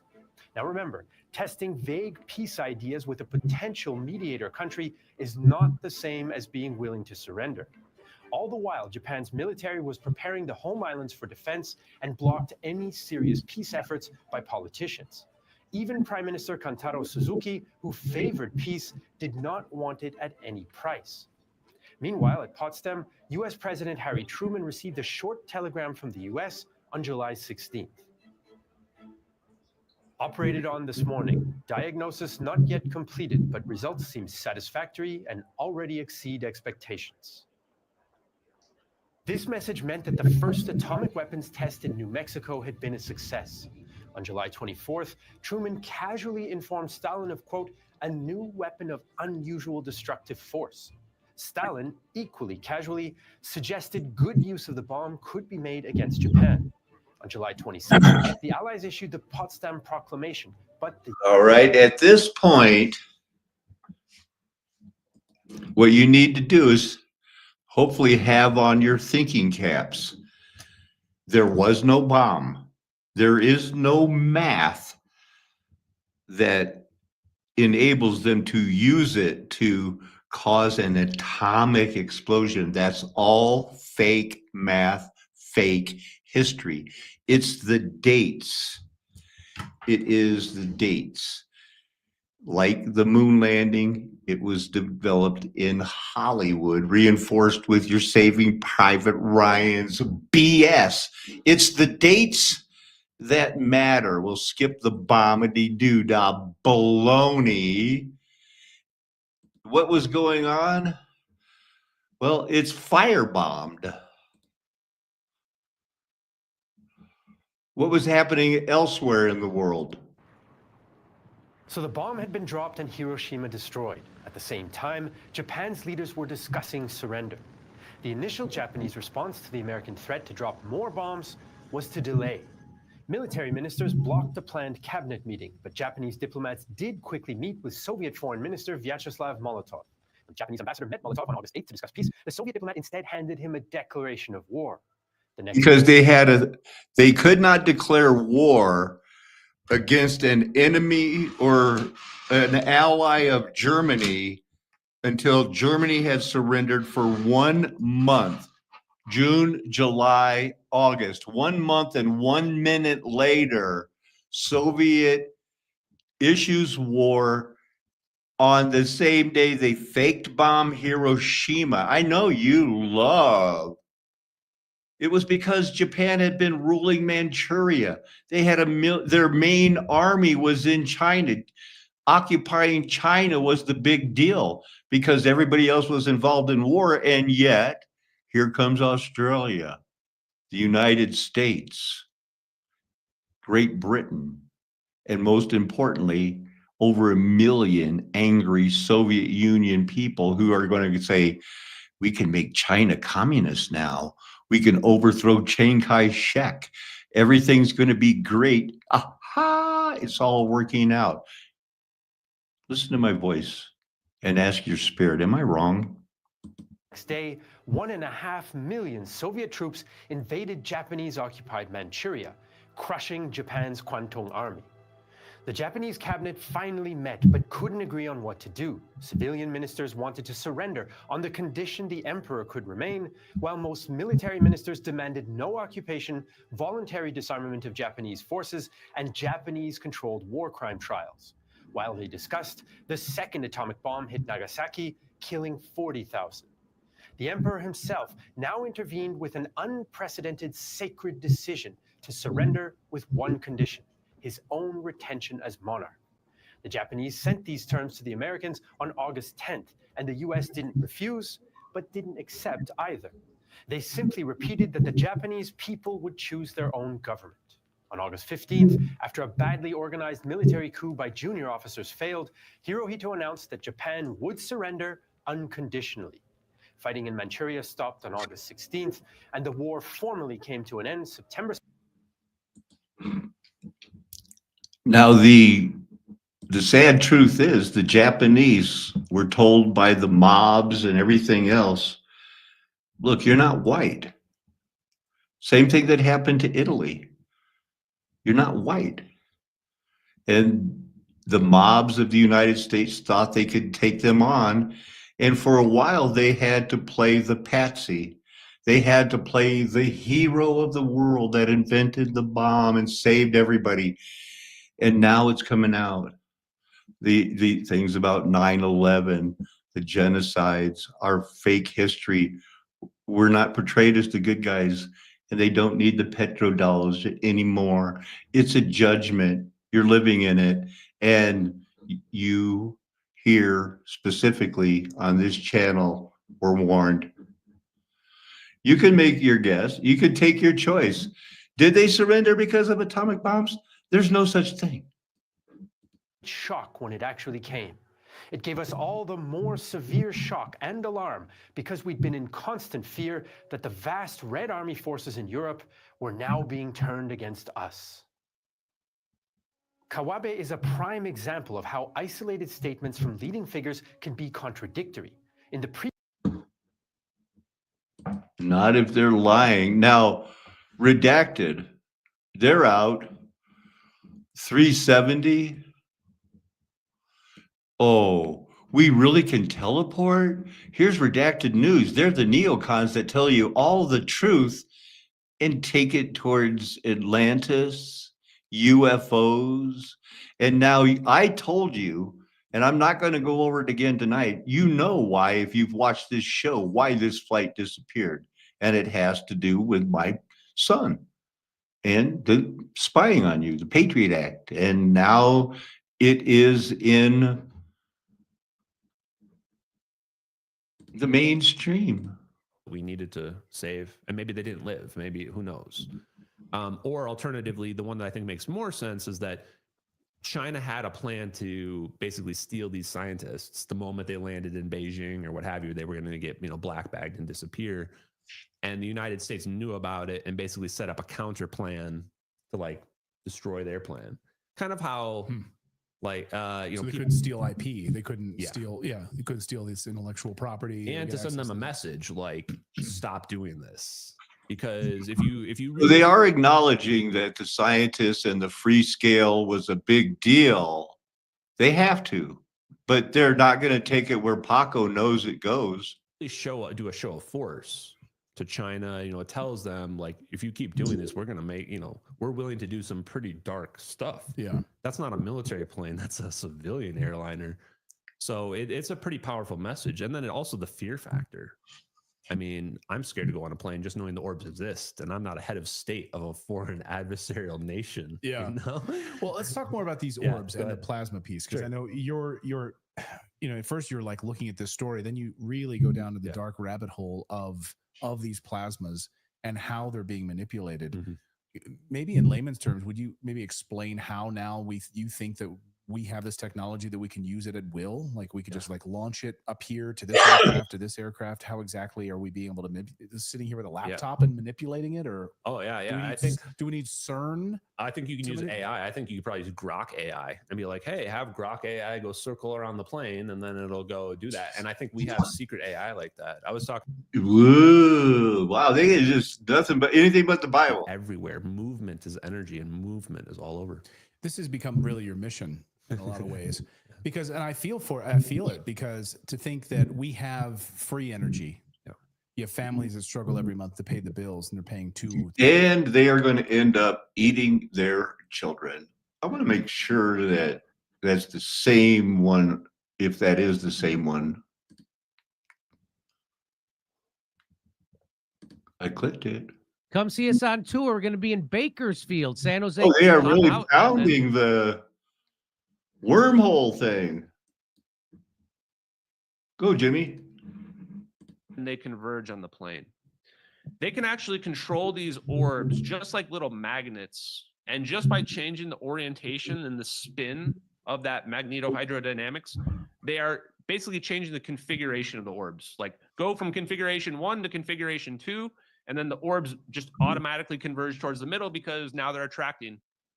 And as long as the orbs are configured in a very specific configuration, they'll either spin around the plane or they'll come together.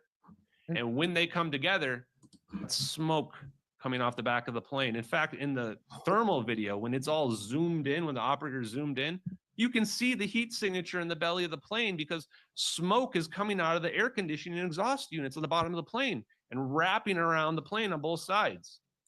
That's what they really don't want anybody to know, because that was the story of what really happened on the plane before they decided to orbit. And they had to cover up what really happened. Orbit what? Oh, that baloney. Go ahead, big guy. This is the U.S. Navy. We're here to rescue you. Come land the plane in the water over here in the Nicobar Islands. And they fly the plane out there. You know, it's all made up, but they know the vaccine's a hoax, you know, and they've got the neocons ready to go. Thank you for that, RJ. Let's see where else we're going here tonight. We got a lot to cover. Just more water rights, Palisade, the insectary.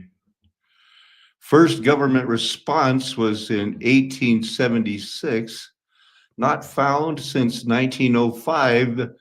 They effectively poisoned this thing into extinction, they say, and they used the government funds.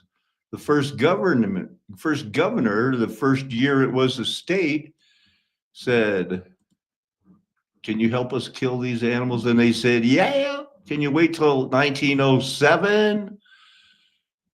Peach moth found. Ooh, look. There's a worm in there. Not yummy.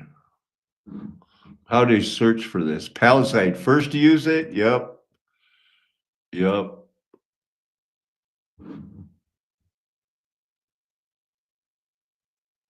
When the doors were open in 1945, Palisade insectary became one of the first ever. Okay, I showed that. What is a dandy? Go, Jim Dandy. Go. I was sitting on a mountaintop, 40,000 feet to drop. I guess we're switching to fashion. Dandy man. Ooh, I'm a dandy man. Bo Brimmer, double-breasted sport coat. I'm a dandy man. Social butterfly and a friend of the gay person, Lord Byron.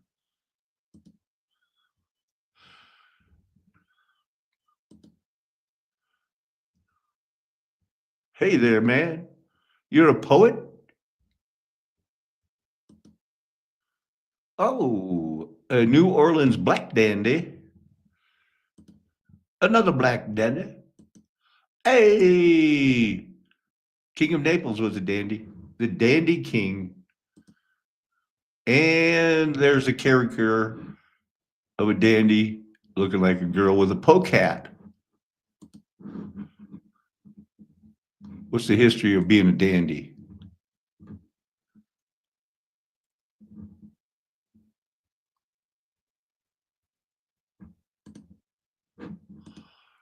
Dandyism is intrinsically linked with modern capitalism, embodying both a product of and a critique against it. Utilitarianism much?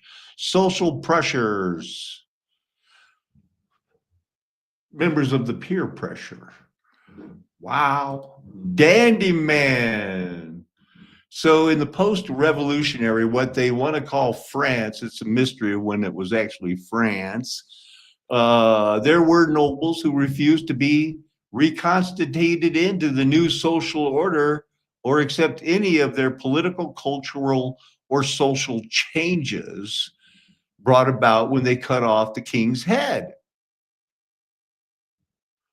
They were often distinguished by their manners as much as their political views, both of which remained loyal to the attitudes and values of pre-revolutionary France. So the men who wanted to dress good, there's the Hotel Citizen.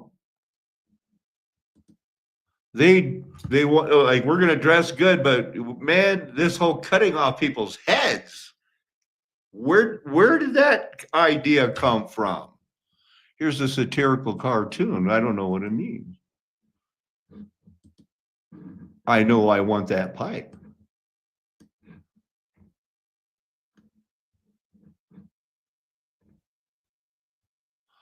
Your smoke is obscuring part of the picture, but I'm seeing a knife, church steeples that look like knives. They're trying to make it look weird, man. Hey, you look weird too. You look like a monkey head, a goat head with peacock feathers, hobbit feet.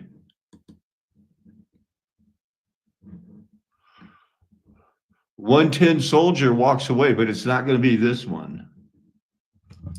Oh, it's not going to be this one either. They're not Jim Dandies. They're people that didn't want to go in for that whole nonsense of the off with their heads. Hey, what's up with the off with your head? I bet you they're glad they didn't join the Jacobians. Uh-oh. Ow. There's some French for you. Full dress. Well, not exactly. So this is how they dressed in the 1700s. In 1799, this is the fourth of 4 slides. We didn't miss much. I mean, I stopped on that one, but they're showing this is how women dressed, and it looks like some men. Huh? What was going on? Did they find these clothes? Too much or too little? That's a repeating theme here. Too much or too little. Big bonnet, feather, meander swastika, Grecian type clothes. That's definitely Grecian type clothes. I don't know. 1799. This was the fashion, huh? Dandy. You see that Mistopheles? Oh, monstrosities. My bad. Yeah.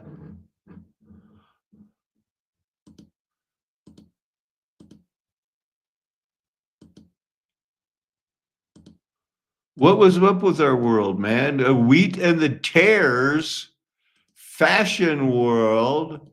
How much money does it take to make this stuff off with their heads? What is this called? Oh, this was just to 1820. I would have jumped down. Look at the way the men dressed. The men preferred come hither looks. We'll look at Denmark. We don't know what powered their clean burning fireplaces, but we all want one. And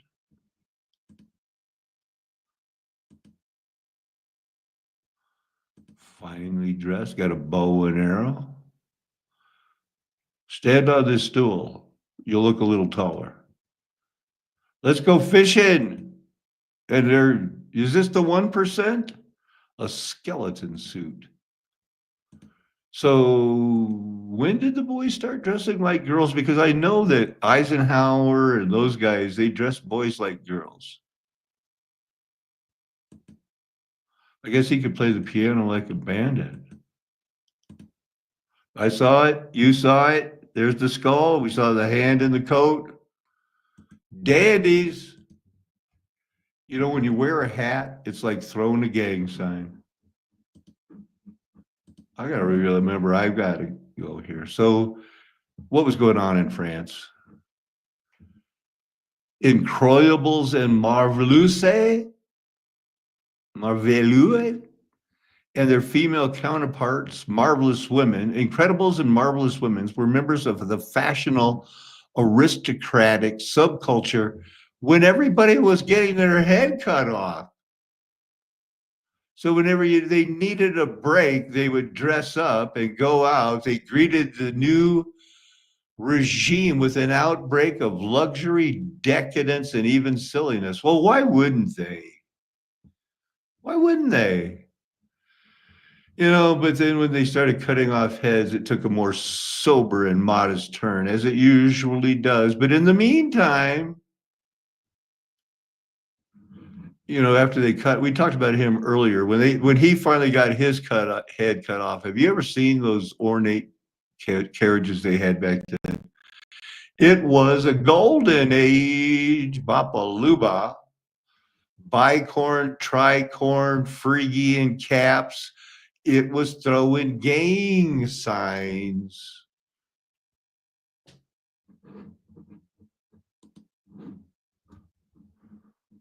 Isn't that a funny sign? That was almost going to be a thumbnail. I never heard of them until I watched this. Explained through this etymology. And I specifically point this out because of the strange fact, in quotes, that the coat of arms of the German city of Coburg shows a kind of black prince or a branch of the black royalty. By the way, phonetically Coburg looks like KB equals Kaaba. Diving into the old Egyptian metaphysical concepts, Coptic again CPKB. The Ka is the life force or the spirit, the internal energy that keeps us alive. Oh, really?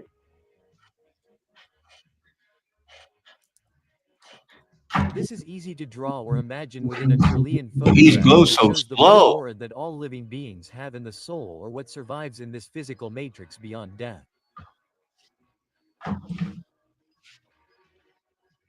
So here we could go beyond the nations of death, entities, angels or demons and ancient knowledge to communicate with them. Remember, there must be a reason for that. All traditional religious systems and of course the Abrahamic religions prohibit any attempt to do this. In the modern world, this knowledge falls to the upper class of the aristocracy. Today, modern astronomy has totally stripped away the real concept of what is called the firmament, representing a dead universe, so to speak, or material outside of any other metaphysical conception. Let me remind you that metaphysical, so to speak, is not a feudal word or an invention, but a real hidden side in this physical world. Yeah, astrology can be ridiculed, and it has been ridiculed, but it was never ridiculed by Lord, by God, by Father. He said, don't do it. It's forbidden. He never said it was stupid. He said evil gods are going to use it. They think they can interpret, and they each came up with their own dumbass idea. Oh, it needs an innocent sacrifice. And they all did it wrong. And they all died like men. And they're all the titans reserved as stones, the mountains. That's why the stones could cry out. That's what Do Re Mi got to say to you. Enough of you, slow talker boy, but I mean, this is kind of interesting. No, aristocracy is a very closed circle. I can understand that they were used in war and rewarded in some way for that, but they were not widely placed in positions of high nobility. Here comes the controversial issue of broken noses, so to speak. There are many ancient Egyptian statues with broken noses. It seems that, more than an accidental fall or any other reason, it has been promoted, and perhaps this began not exclusively with white people in the 19th century, but also a little earlier, with Ottoman Turkish Muslims, to break the noses of ancient Egyptian royalty, which, in fact, seems to be a very clear desire to hide the physiognomy of black people. Huh. You know, now that slow talker boy mentions it, and this guy, he finds the how come he's not more popular? Or perhaps Emile Gallet, who masterfully infused his glass creations with the vitality of marine life, crafting pieces that seem to... Wow, look at that one. It's an Ouroboros. Who is this guy? ...dreaming of art, then found his soul ignited by Darwin's On the Origin of Species in 1859. By 1862, he was a zoologist at the University of Vienna, sketching jellyfish and sea anemones from Mediterranean voyages. His hands guided by lithographer Adolf Gilch, who turned these sketches into masterpieces, one of them being the Desmonema Anna-Seth, a jellyfish named for his late wife, Anna Seth. These rippled into the world of art, feeding the Art Nouveau movement's hunger for nature's curves. Me too. It's the first time I ever knew where what they call the Art Deco movement got its inspiration. I didn't know. I've seen Ernst Haeckel's. I've shown some of his amoebas and questioned it, but I never made the connection to the Art Deco. So I'm betting probably half you guys haven't either. And flourishes. Figures like René Benet at the 1900 Paris Exposition, his Porte Monumentale echoing Haeckel's Radiolarens. Benet's design was heavily influenced by natural forms. The decorative elements incorporated motifs resembling shell forms, vertebrae, and other organic structures, aligning with the Art Nouveau movement's emphasis on nature-inspired aesthetics. Did you know that? Or perhaps Emile Gallé, who masterfully infused his glass creations with the vitality of marine life, crafting pieces that seem to pulse with the essence of sea anemones. An artistic Wow. That's crazy. He was awarded the title of Excellency by Kaiser He Wilhelm was II, a an Darwin honor fan. rarely given to scientists. Just a year after that, he received the Darwin Wallace Medal from the Linnean Society of London, one of the highest accolades in evolutionary biology. Wow. Geographical landmarks also carry his name. Mount Haeckel in California's Sierra Nevada stands. They reward these people, man. Because I mean, I know they make it look easy, but it is not easy to draw this stuff and brainwash us. Preserving his contributions. It's a curious feeling to uncover these details behind a book that contains this level of artistic illustration. Would you have different views of these illustrations? Wow. I mean, wow. At the water department. And these two were about to change California forever. Mulholland was this fascinating character. He was born in Belfast, Ireland, and came to America at 22 and saw LA's potential when it was just a dusty frontier town. Eaton came from a wealthy Southern California family whose land eventually became the city of Pasadena. While Mulholland loved Los Angeles, he couldn't overlook its serious water problem. The city relied on the LA Let's get a River. little more background, young lady. You kind of jumped right in. Oh, wait, that was my fault. First and right doctrine, which basically stated that whoever gets to the water first, be it a stream, lake, or groundwater, owns it forever. Hey, that's that donation of Pippin, Age of Discovery. Lewis and Clark go find the mouth of the Mississippi before anybody else does. Help us. Calgon, take me to the headwater. This was revolutionary, but not in a good way. Before this, flowing water was generally considered a public resource benefiting everyone along its course. The gold rush effectively privatized water, creating a system where water rights could be claimed. Gold Rush, 1848, the 49ers, fake Masonic Rosicrucian setup, declared themselves a state with a vote of less than 200 people. Everything about it is a hoax, but not the fact that the same people have the water rights granted them, then have them now, and people in LA and everything that gets fed by those rivers, it is all going away. You're under judgment. You're living in a town where Satan's throne is. Being bought and sold like property. This was unprecedented. For almost 60 years, people just kept claiming water rights with almost zero oversight. It was the Wild West of water. Finally, in 1914, California created a water board to regulate all this, but, and this is crucial, water rights established before 1914 were largely exempt from this new regulation, and these century-old claims still hold legal power in 2025. This And a acre foot of water goes for $30,000 in some places. There's a guy advertising in the paper, the local paper. He's got 60 acre feet of water. Well, I mean, if he sells it, he could live on 100, that's a lot of money. Naturally created lasting challenges. Most notably, it essentially excluded minorities from obtaining water rights, meaning the majority of California's water remains in the hands of descendants of white settlers. Even during the worst droughts, California can't legally touch these pre 1914 water rights. When they tried, they got sued immediately. So that's how we ended up here with a 21st century. Yeah, that's how you ended up in judgment. Later, that would skyrocket in value once it had water. And the campaign for public support was equally strategic.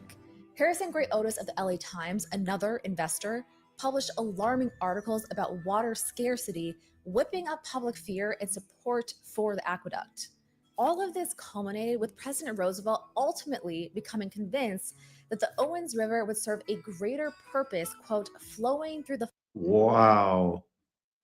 So he did it.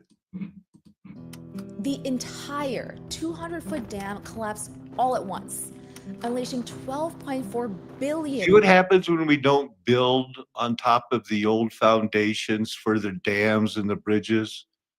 The crap we build, and they got the record, they got the proof. Oh, we built this one. Hey, wait, this is where we started, right? Yeah, anyway, if we build it and they got the records of it, you don't want to buy it. It's going to break in 40 years. With two men who decided to move a river. President Donald Trump has pointed many a finger at California Governor Gavin Newsom, claiming he bears responsibility for LA's water supply issues. This is a true tragedy, and it's a mistake of the governor, and you could say the administration. They don't have any water. They didn't have water in the fire hydrants. This is all a plan. Break it down. We got to go. For this miracle chemical for nonstick pans because they repel water, grease, and stains. But in 2016, the EPA classified them as emerging contaminants linked to liver cancer and other serious health problems. Per and polyfluoroalkyl substances, or PFAS, are excellent at fire suppression, but it has a huge drawback. After the fire's out, where does all that foam go? Into the soil, into streams, into the groundwater, ultimately into your drinking water. What makes this. And if the Bible's, you're going to be blessed if you give somebody a drink of water. Not if it's poisoned, and not if you helped it. Jacob went on his journey. Jacob had lifted up his voice. Esau lifted up his voice.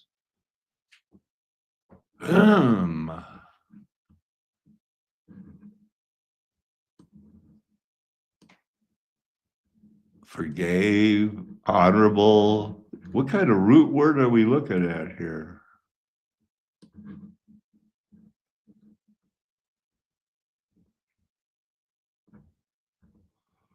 Okay. Catch-all word.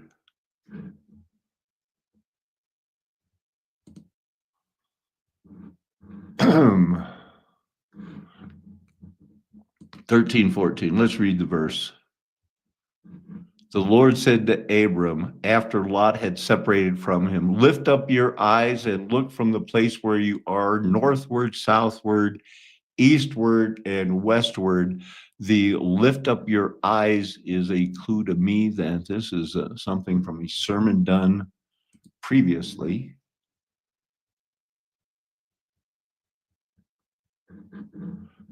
Is this homework? Nope, this is another one from the other night. Something, tied right in. I would highly recommend you go check it out.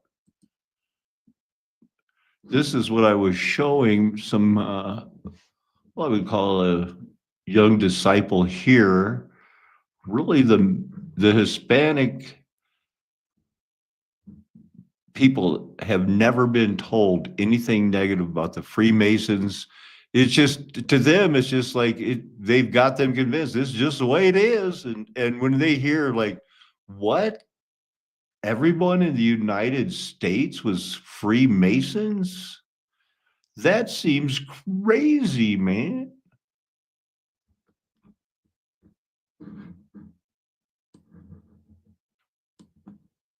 It says it can be traced into 1806.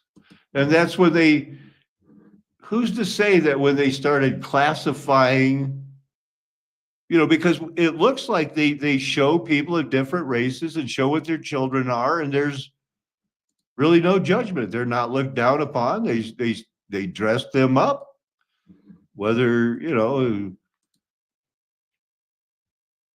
whether it's a black man and a white lady and they have a child, they're all dressed nice. What do we got here?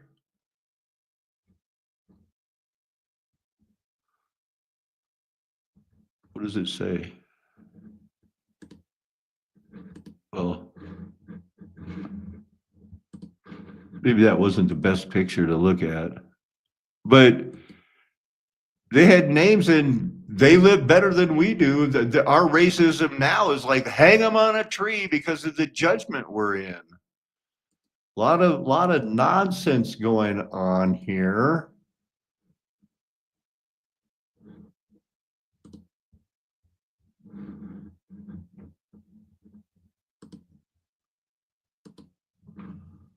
Hold on now, this is going to be worth it. Watch this. I just right clicked, left click, search.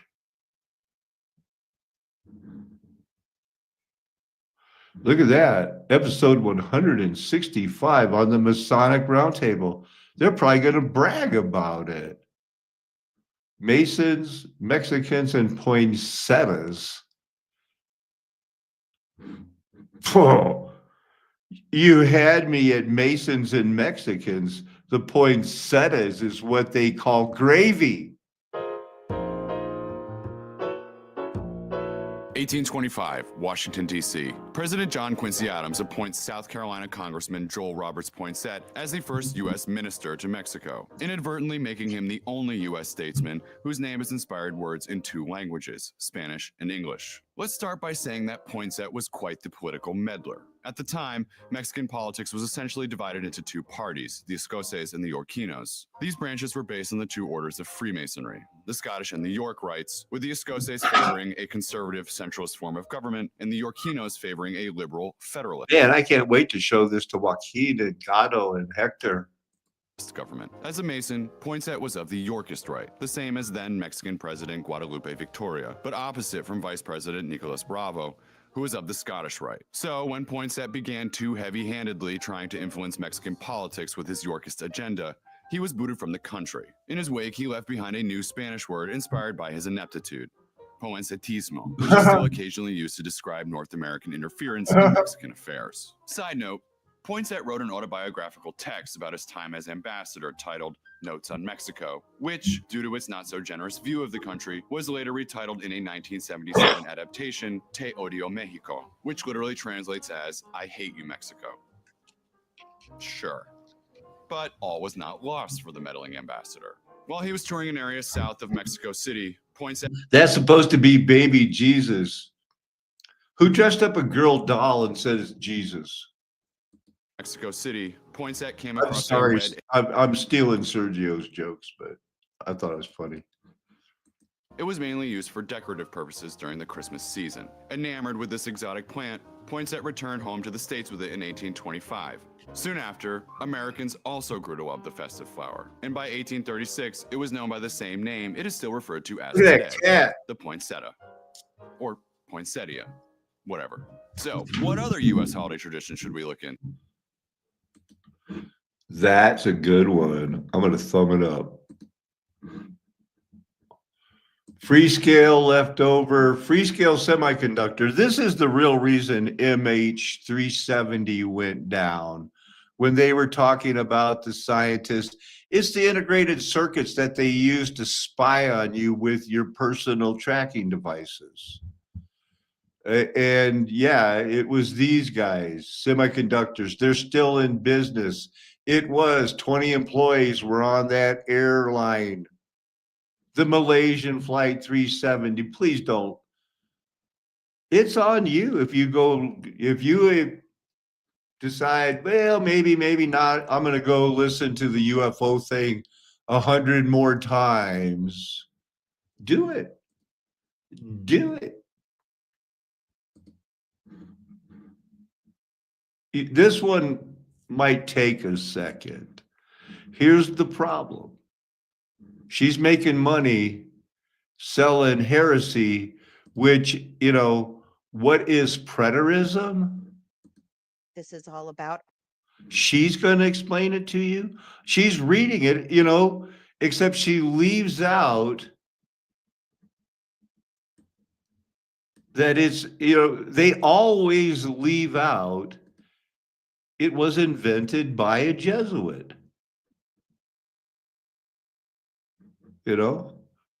This guy did it.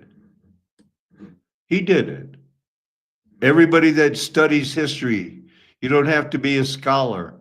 They all know he wrote the book to prove that, hey, stop blaming everything on the Roman Catholics. And this is what I believed for 40 years until I had my second vision. Oh, you don't like visions.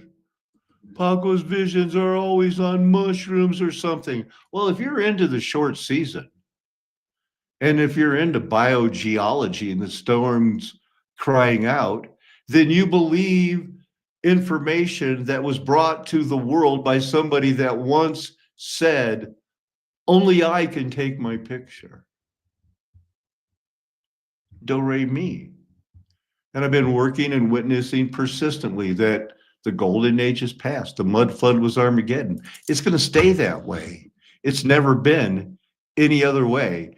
And when other people are still hanging on to preterism, it's because she's seen the truth. She's going back. She's mentioning Gary DeMar and the other people that Gary DeMar got his PhD from where I used to work, and we were the paper mill for the PhDs, including R.C. Sproul.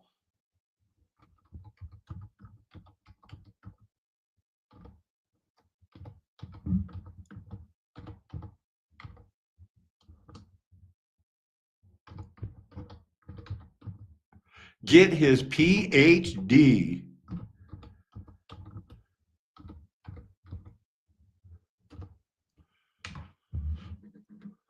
Whitfield Theological Seminary in 2007. Well, it took him long enough. Where is that? Whitfield. Oh, there he is. See, he's preaching his preterism. No. I wanted the Gary DeMar Wikipedia, because that'll give me a little bit more of the, and I was in the PCA. He was in the PCA. We were a part of this thing. I had a Sunday school teacher in the PCA that, yes, he was a rocket scientist. It all started with Gary Bonson and R.J. Rushdoony, whom I had dinner with. We were doing this. Reconstruction Christianity, Reconstruction conferences at the home school. The Jesuits set us up, paid for a $2 million school, and set us up. The only deal was we had to teach manifest destiny. We had to teach that America rules, that we were the light on the nation. Everybody else was going to be dumbed down, but the homeschoolers. That's why I recommend it. But don't get your history from the homeschool that Christian Liberty and the others provided. So there's no link to the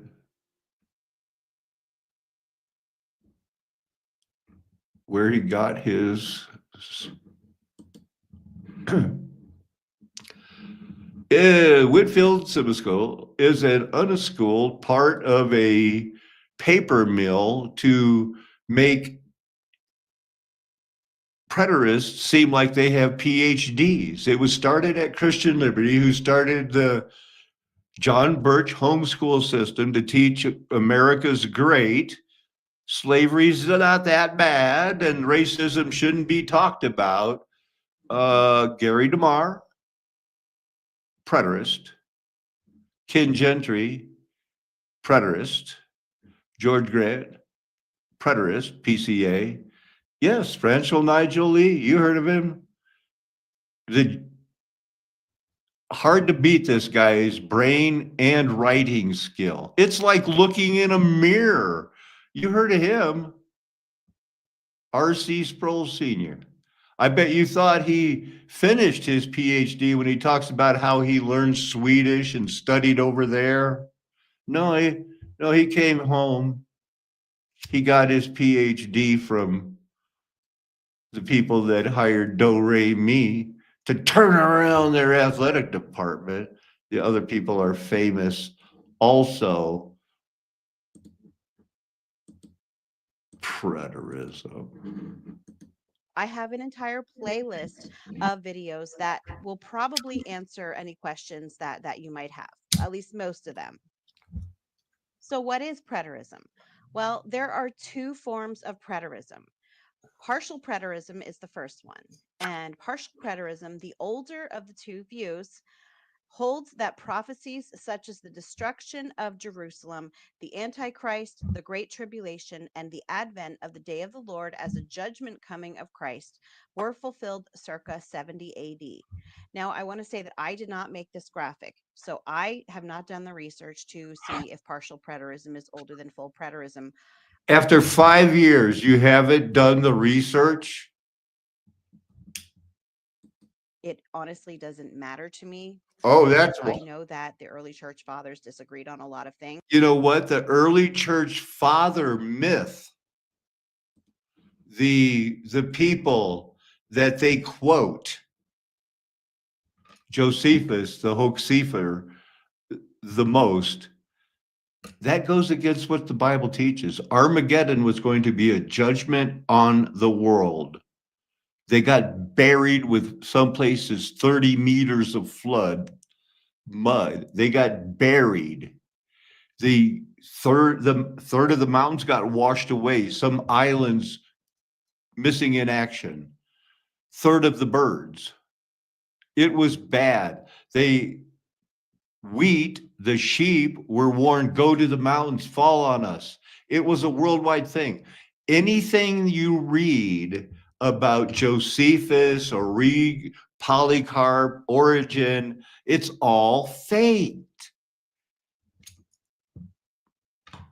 Thus saith the Lord.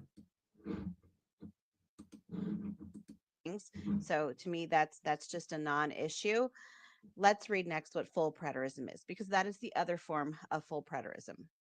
Full preterism differs from partial preterism in that it sees all prophecy fulfilled with the destruction of Jerusalem, including the resurrection of the dead and Jesus's second coming. In this series, I will be mainly talking about full preterism because that is the eschatological view that I believe aligns most closely with what the Bible actually says. I want to hear that again. Resurrection of the dead. And full preterism. She just said this is what she believes in. It differs from partial preterism in that full preterism sees all prophecy fulfilled, as if partial preterism wasn't damnable enough. All prophecy fulfilled with the destruction of Jerusalem, including the resurrection of the dead and Jesus' second coming.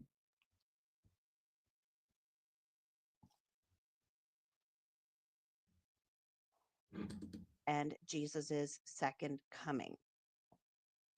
In this series, I will be mainly talking about full preterism because that is the eschatological view that I believe aligns most closely with what the Bible actually says.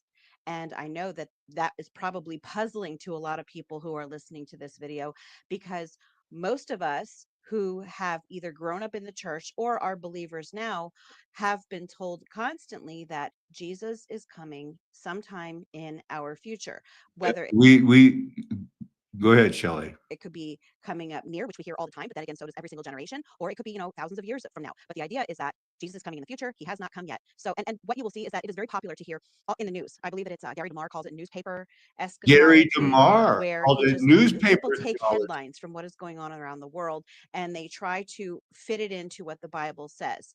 And so you will hear people all the time coming out saying, the end is near, it's coming soon, the Euphrates is drying up, they're starting to build the third temple, and all of these things that are happening, like Elon Musk is the Antichrist, or Donald Trump is the Antichrist, or the Pope was the Antichrist, but that's problematic because now the Pope has passed away. So I don't know what they're going to say about that. But the issue is that that is what most of us have been hearing for all of our lives. And I'm going to tell you a secret.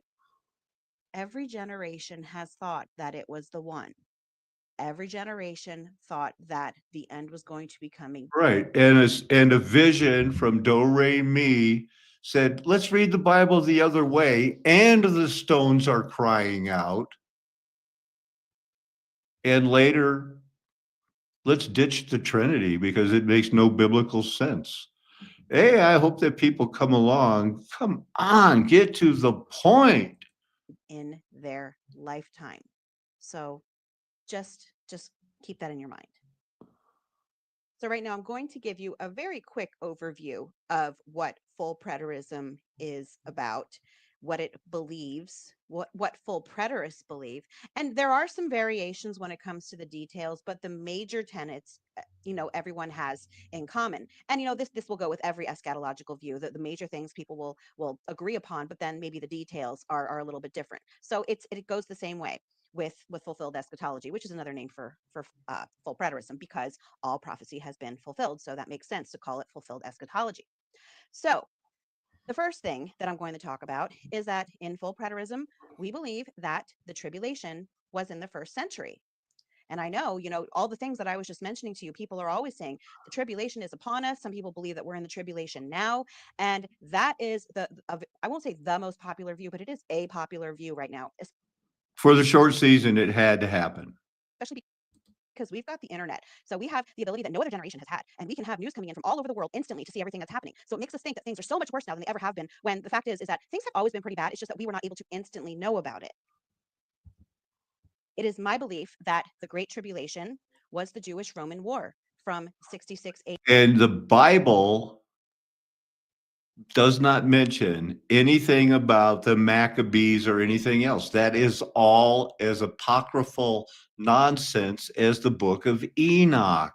It was only written to prop up Josephus and the other fake people. Know about unless you actually looked into it yourself. For example, the Zealots burned all of their food supply. They were starving to death. They were going out of their minds with hunger. They would raid houses, like the same house in the same day, because they didn't even remember going into that house the day before looking for food. A woman cooked and ate her baby. Many of them did. What do you mean, a woman? This is the type of in the Olivet Discourse, shameful. To flee Judea when they saw armies surrounding it. That's exactly what they did. In Luke chapter 21, Jesus is saying, by your patient endurance, you will gain your souls. But when you see Jerusalem surrounded by armies, you will know that her desolation is near. Then let those who are in Judea flee to the mountains. Let those in the city get out, and let those in the country stay out of the city. For these are the days of vengeance, to fulfill all that is written. So a lot of people, a lot of futurists, and I'll get into that. What was written? What's guaranteed by the Apostle Peter? That this is what Joel was speaking about. That will be the generation that Jesus comes back. That's why they were being told that. That's short season. Mud flood was Armageddon 101. That term in just a bit. A lot of futurists, people who are looking for future fulfillment of prophecies, they will read that and they will think to themselves, well, Jesus was talking to us and he's telling us what we need to do in these cases. But we don't live in Judea. And it tells us right here, then let those who are in Judea flee to the mountains. And some other things that are very interesting that it points out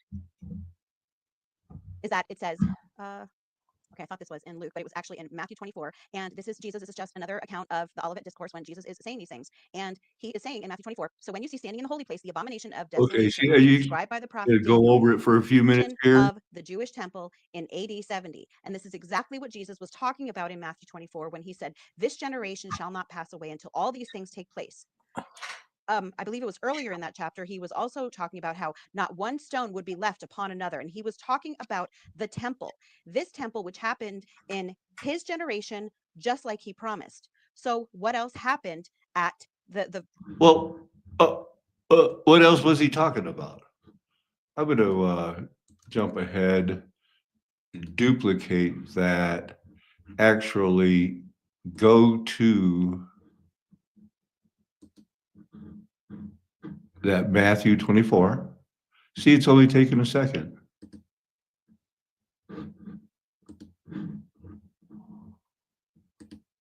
What are we missing here? Let's see. When you see the abomination of desolation spoken by the prophet Daniel, and that's going to be, in this case, a Roman leader that has been taught he's a descendant of a demigod. And he's going to declare that and tell them to destroy the temple and not set one thing on it. And so when you see the abomination spoken of by that prophet Daniel, let you know that it's that great day. No human being is going to be saved if their days were not cut short and believe. That's when the false Christ, and it's going to be on the whole world, not only in Jerusalem.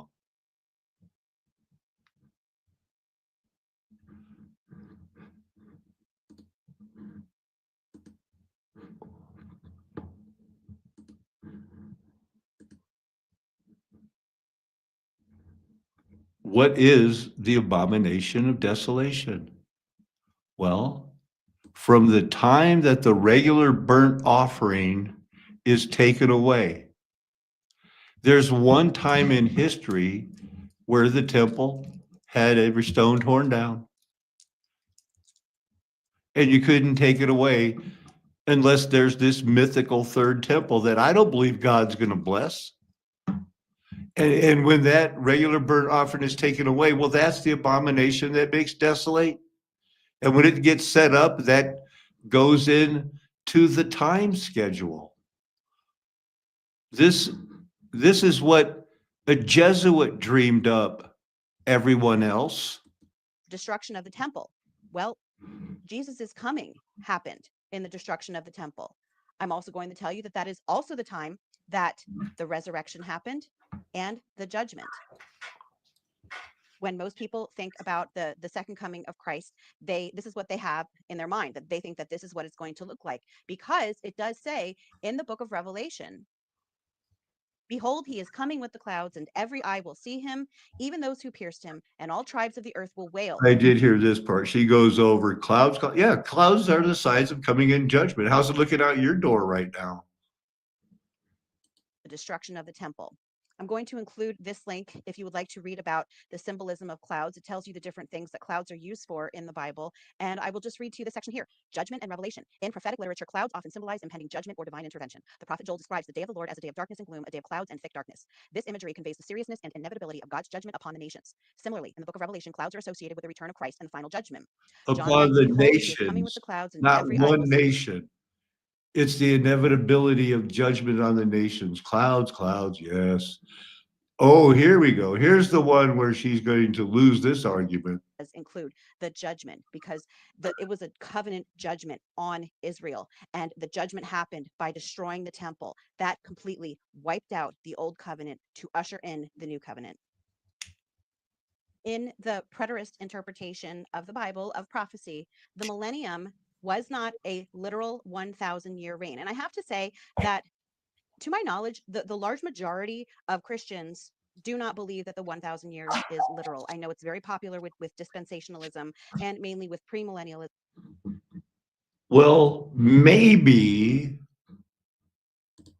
it's popular because the word that is used in Revelation 20 can only mean one thing, and there are multiple, not myriad, of words that mean other things, like myriads and multitudes. But there's only one word that can say that this 1,000 years and this 1,000 years. There's only one meaning for that word. Celia. It means 10 times 10 times 10. It can't mean anything else. Is that a strong root word? It looks like it to me. And it can only mean one thing. It's derived from the Greek word for, in quote, 1,000, for nothing else. It can only mean 1,000. It is used to donate the number 1,000. You can't say that's 1,000 cubits long and use a more accurate term. It means 10 times 10 times 10. Do you think they didn't know math?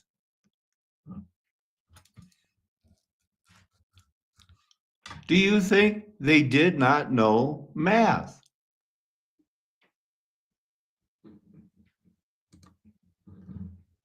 You've seen their sacred geometry.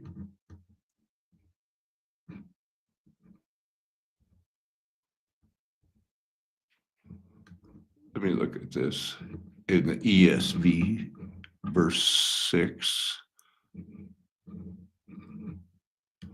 Woman fled to the wilderness. Michael and his angels fought back. Dragon defeated.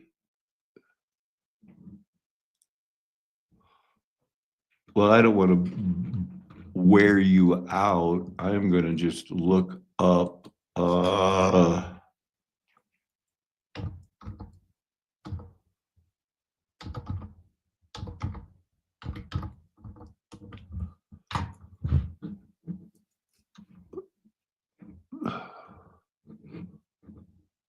Revelation 7:9. That's not Revelation 12 or wherever I was. So after this, I looked and saw a vast crowd, too great to count.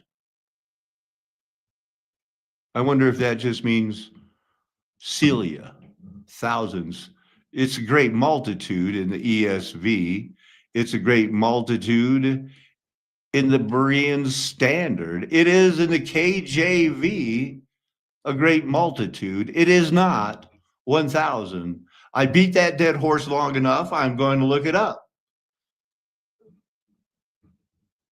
Every word that it's just made up, or they're too dumb to have a word that means exactly 1,000, because they're just cavemen. And Gary DeMar, who got his homeschooling online, bought for PhD. It's these guys. It's just a crowd. It's just a bunch. They have words for if it's going to be a multitude. Look at all of them.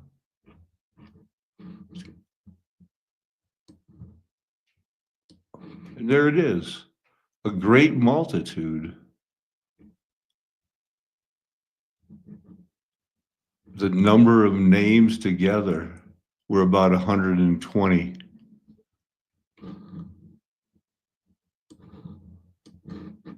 I spell myriad.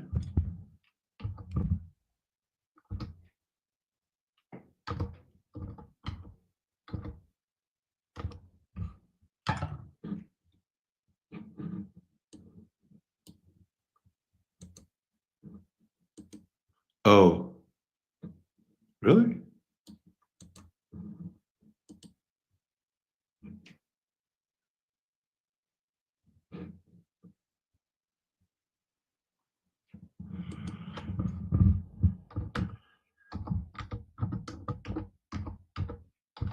I would have looked it up that way.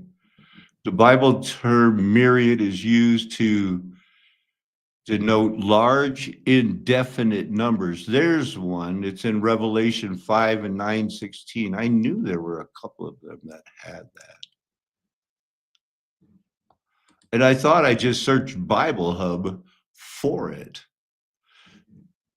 Exceedingly large number. Well, why wouldn't tens of thousands? Why wouldn't they say if it was going to be over 2,000 years, myriads?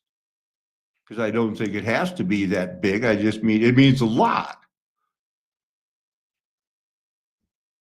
See how many, and this Bible verse translates it thousands in Acts 21.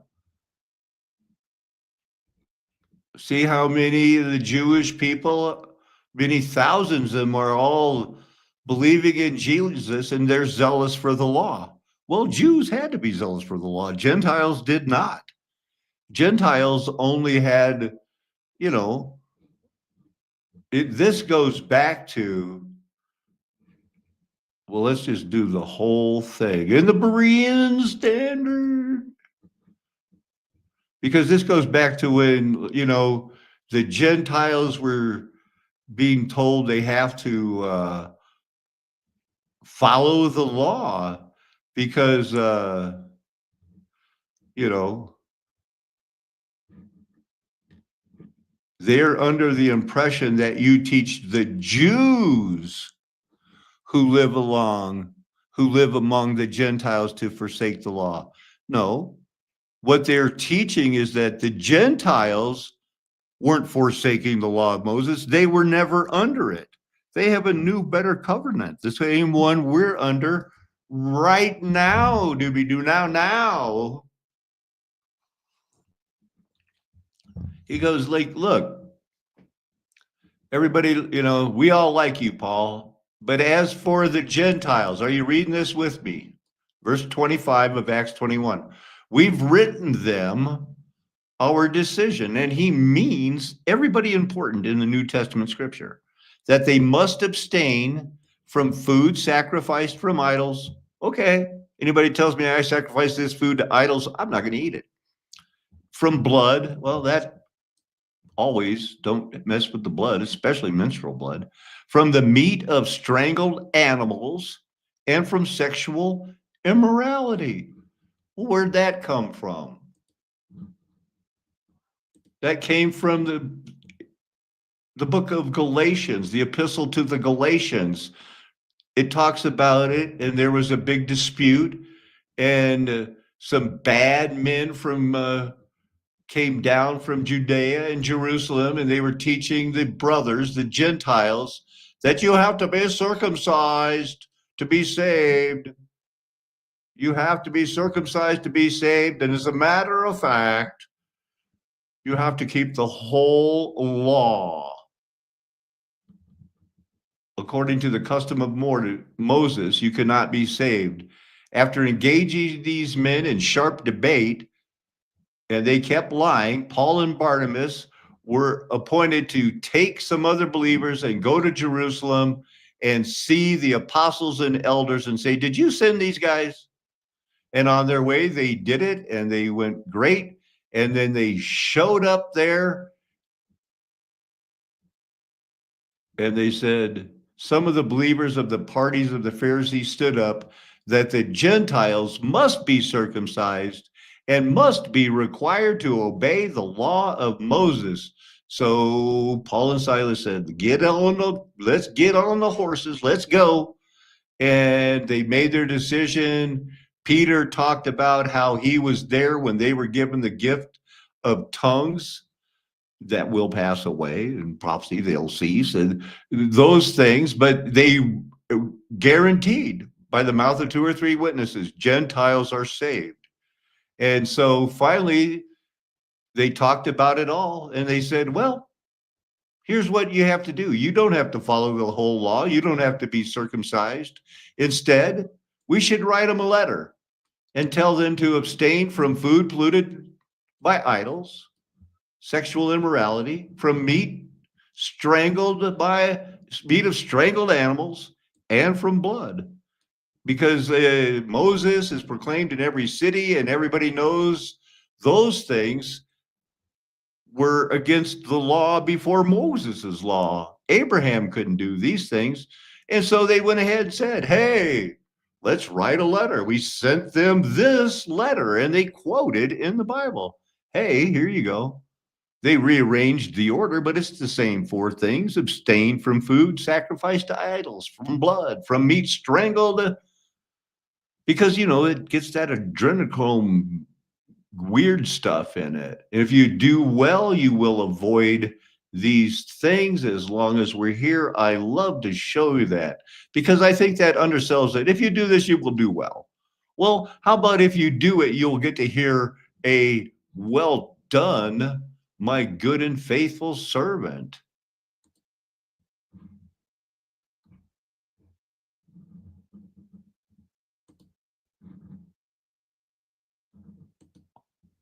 Kind of stalled on that one, but here's the word. That's not the one.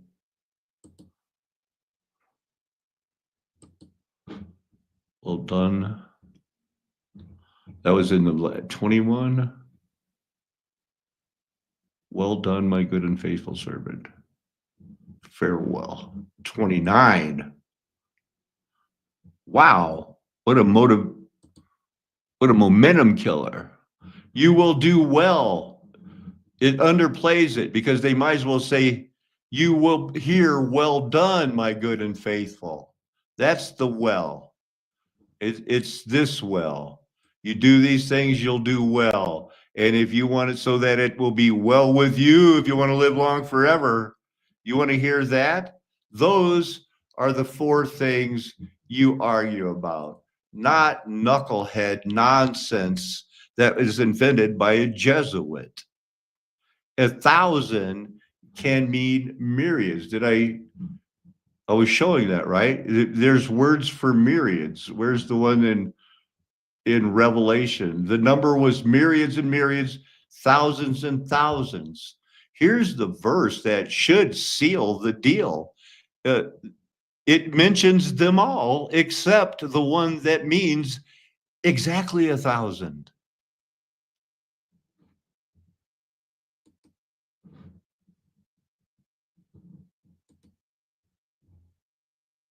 Anybody sees? Maybe they got it.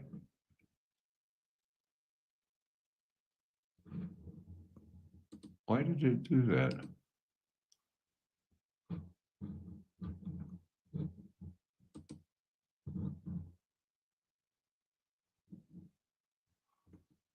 Living creatures. Oh yeah. Ciliades and Cilion, thousands and thalions. Is this the word they use in Revelation?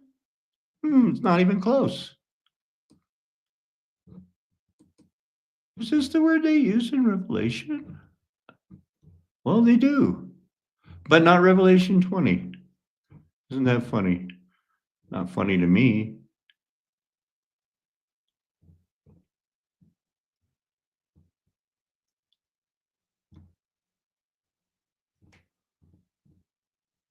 Not Revelation 20. But the verse says it lists thousands and thousands, myriads and myriads.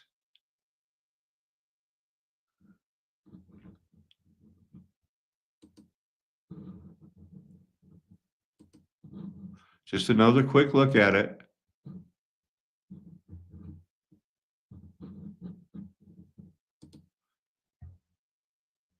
Is it really used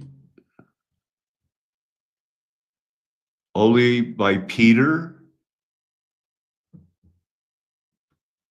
and in the book of Revelation?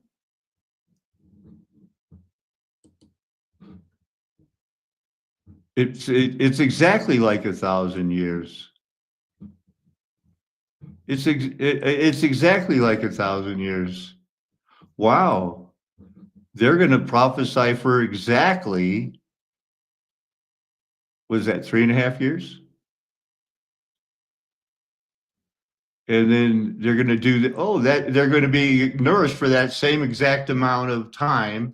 Here's the same exact amount of time. And Satan is bound for 1,000 years until the 1,000 years are over. They're going to, the ones that are raised with Christ are going to be with him exactly 1,000 years. And when that exactly 1,000 years, and when they've reigned 1,000 years, when it's completed, Satan's loose. This is Revelation 7 through 10. When it's all completed, when it's all done, when that exacted thing, he's going to be released for a short time. The timestamps are in Daniel. He's going to go out, deceive the nations that are everywhere on the earth. And it is saints, not glorified saints, not anything else. Only the same saints who have been set apart by God. And they're going to march over the whole earth. They're going to be encircled. It's a camp. It's not at the North Pole, Jesus waiting for you in a rowboat or something. And what's, right after that? The devil is thrown into the lake of fire where the beast and the false prophet have been for all that time. Ages and ages. Another one that could have been Celia. And what's after that? Verse 11, I saw a great white throne. That's how it ends up. This is Jesuit nonsense, saying it's not 1,000 years. But even with postmillennialists and amillennialists, they do not even believe in a specific 1,000 years because they understand that the number 1,000 is used symbolically throughout the Bible. Many numbers are used symbolically throughout the Bible. In the book of Revelation, this is a pretty weak Jesuit argument. It's absolutely shameful that it's even going on. Political group known as the Missionary Party and began plotting to annex Hawaii, bringing it under U.S. control. Liliuokalani and her siblings were born into an Ali'i family. In 1874, her brother, Kalakaua, ascended the throne, but 13 years into his reign, the emerging threat crystallized. The Missionary Party called a meeting where an all-white militia surrounded and forced the king to sign new legislation. Later called the Bayonet Constitution, it stripped Native Hawaiians of their rights, diminished the monarchy's power, and ceded control to this group of white businessmen. 4 years later, King Kalakaua died. Heartbroken, Liliuokalani said, by the base ingratitude of the very persons whose fortunes he had made. Prepared to fight, she assumed the throne. Despite death threats and rumors of insurgency, Queen Liliuokalani was determined to restore power to her people, How'd an that work estimated out? 2/3 of whom had lost their voting rights. Removed Queen Liliuokalani from office. Thousands of Hawaiian people protested, some wearing hatbands reading Aloha Aina, or Love of the Nation. The alleged provisional government declared Hawaii a republic the following year. They proclaimed that Hawaiians couldn't vote or Yeah, they had Hawaiians in the Freemason that helped them, and it all worked out. But that's how recently. And they worked this out. They were stationed there strategically in World War II, and they became a state. After I was born, everything is brand new. Let's just get in to see what we got here. That it may be well with you. We hit that one, the throne, the great white throne. We saw the myriads. I looked for the myriads. The 1,200, that's settled thousands and thousands. Now, Second Samuel. His king shows salvation to his descendant David and his anointed. We're going to go back here and start now with these last 5 tabs because we don't know, I don't know where they're going to go. And here's Absalom kissing again. And I didn't want the shock to kiss, to touch gently. Okay, so here's all the word. And again, I was looking for that less than greater sign in the other one. Now here's their different ways he's kissing these guys. Just the one time he took hold of him and kissed him.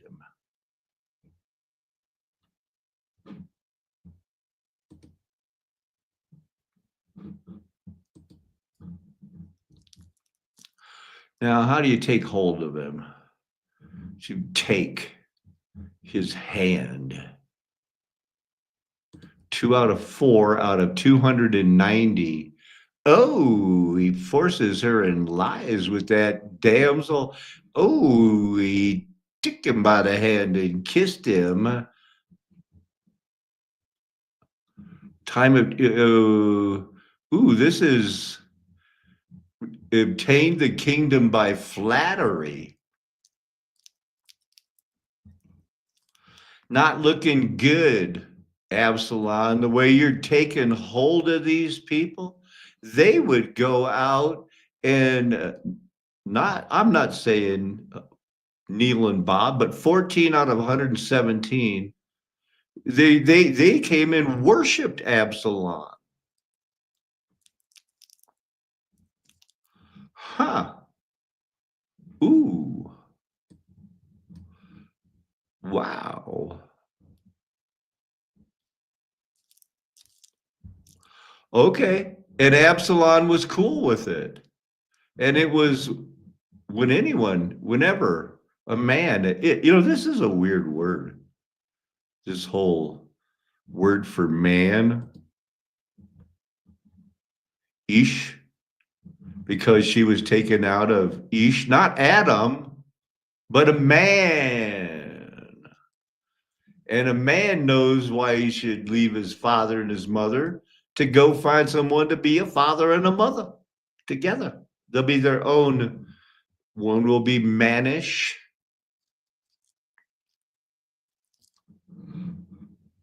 I didn't want to hang on that for too long. You know what I mean? That's not where we were. Talked with his brothers. Ooh, maybe I didn't want to close that one so fast. But like I said, she embraced him and kissed him. And it's a pretty rare one, and it has a Gnostic way. I don't see way here. Here's way. Ooh, it's one of those kissing ones. Okay. All right. So I think that they'll do homage.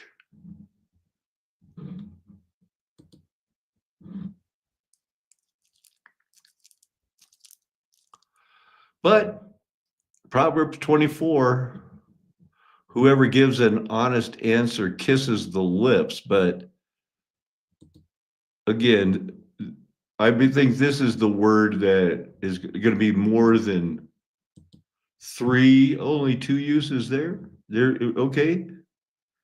There you go. So the Bible is something there.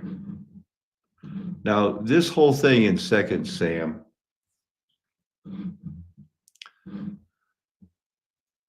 furthermore, you're anointed to David, his anointed,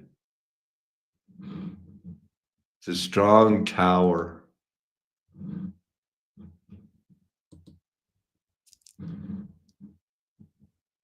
This is David's song of deliverance, The Lord is my rock, my fortress, my deliverer. The God is my rock, horn of my salvation. We hardly get as much information about David as we do in 2 Samuel, of his struggles. The earth shook, quaked, foundations trembled. Most of the time, he wasn't, being harassed by his children. He did run the world, deal with kings by, like even they had governments during when they said off with the king's head.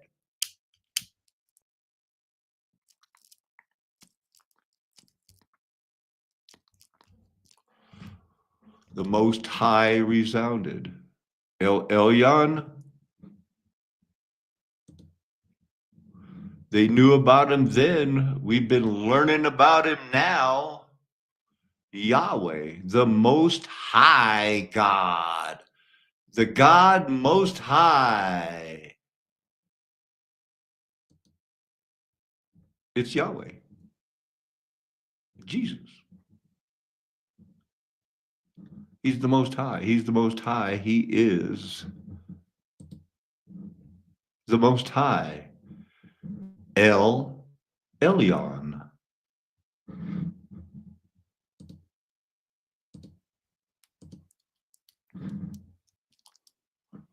You getting into that?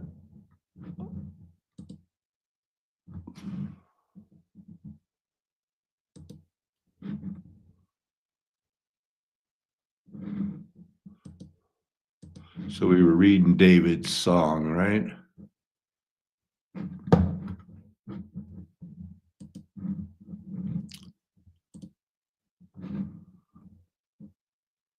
Reached down from on high. He chose him, drew him out of deep waters, comforted him, and he's been blameless before him, because once you're forgiven, but you reap what you sow, and he sure did. Absalom, Adonijah, Abishag, who is the God besides the rock? Where did it all go bad? His army was great, subdued my foes before me, enemies retreat. People he didn't even know came and bowed before them. Others he ground to dust. Foreigners cowered before he even met him. Where did it go bad?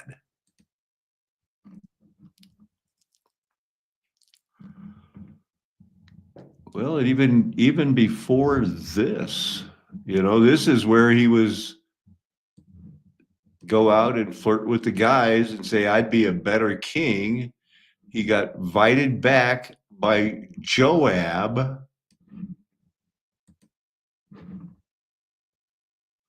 Amnon and Tamar.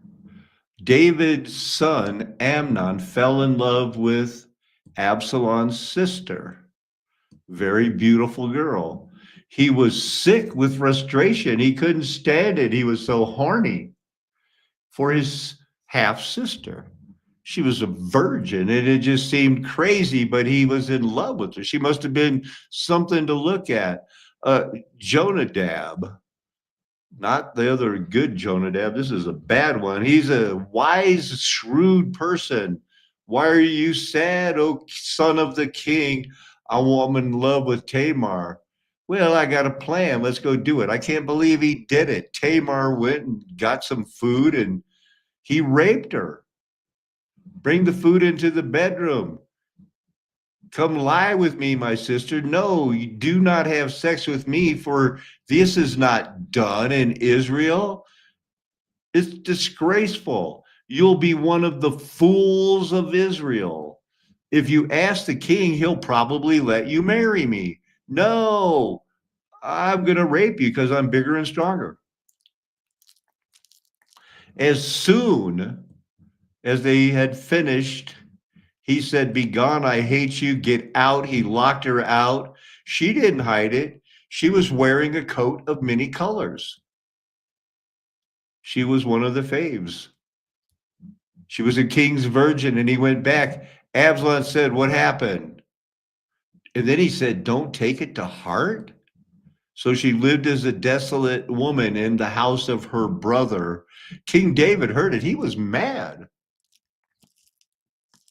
Absalom never did anything, and he kept her locked up. I don't know, it was like, but then a couple of years later, he talked David into it. Hey, I'm having a party. Bring all the brothers. Don't forget to bring Amnon. You sure? Yeah. And when he got there, Absalom struck him down. A report went back to the king. Absalom has struck down all the sons of the king. Not one of them left. The king tore his clothes and started praying. And now Jonadab, the son of David's brother Shimei, spoke up. My lord must not think they have killed them all. He's the bad guy, remember? Only Amnon is dead. In fact, Absalom planned this since the day Amnon violated his sister. So he ran away, and eventually he came back. Joab perceived the king's heart longed for Absalom, and he went and said, let's bring him back. Let's bring him back. You know the rest of the story. They bring him back, and he starts saying, I'm the prince's son, and he does whatever he wants. Samuel, he's long gone.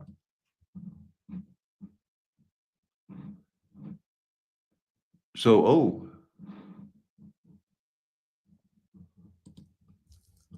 I forgot to tell you, the conspiracy works. David has to flee. The conspiracy gained strength. Absalom's following kept increasing. More and more people thought, well, yeah, he'll work for me. David has to leave quickly. And everybody, out. Everybody out, except these 10 concubines that were going to take care of the palace. And the people started, it was either you're loyal to David or not. Zadok and some others bring the chariot and say, we're coming with you. And he goes, no, this belongs in Jerusalem. If the Lord wills, I'll come back and I'll take care of it. But are you not a seer? Return with it. Report to me. This is going to be, David believes it's going to work out his way, but he's sad. He doesn't like it. They found out Ahithophel. His word was like the word of God, and yet he is among the conspirators. David almost lost heart. But the wisdom of David was, they thought, like the mind of God, but it was God helping him. So David came up with a plan and said, you go do it, and you can defeat the plans of Abiathar or Ahithophel. So chapter 16, David's fleeing, and this Ziba meets him with some food, but he slanders Mephibosheth, which is quite a story in its of himself. Shimei curses David. It goes out, get out, you worthless man of blood. And, this is the start. Absalom's rebellion. Absalom and all his men came to Israel, and the spies, the Hushite, that they went and met him and said, what are you doing here? Why did you not go with your best friend? Well, you're the chosen one of the Lord. We'll see who gives it. Then Absalom said, give me counsel. And his counsel was rape the 10 concubines. And when it says you've done something too bad, they'll know that you're so strong his dad can't stop you from doing that. So he did it. Because in those days, anything Ahithophel said was like consultation of the word of God. And even David and Absalom thought that. That's why they sought out his advice. Furthermore, he said, just give me 12,000 people. David's fleeing tonight. if we take 12,000 people and we don't worry about fighting anybody else, just head straight for David, we'll throw him into a panic, the people will flee, and I'll strike down only the king, and we'll settle this tonight. You know, we'll bring him back to you like a bride returning for his husband. You seek only his life, and you'll be able to say, I did this to save all the people from him. Well, he said, okay, you know, but the Lord said, well, go get the Hushite, the spy that David sent. And the Hushite went according to the plan. Well, this time Ahithophel has spoken. It's not right. It's not sound. You know your dad. He's not going to be with the people. He's not just going to be still crossing the river. He's going to be hunkered down somewhere where you'll never find him while people are gathering. And then it's going to be a slaughter among the people, and said, whoever followed Absalom, as soon as certain people get killed, who's going to follow Absalom?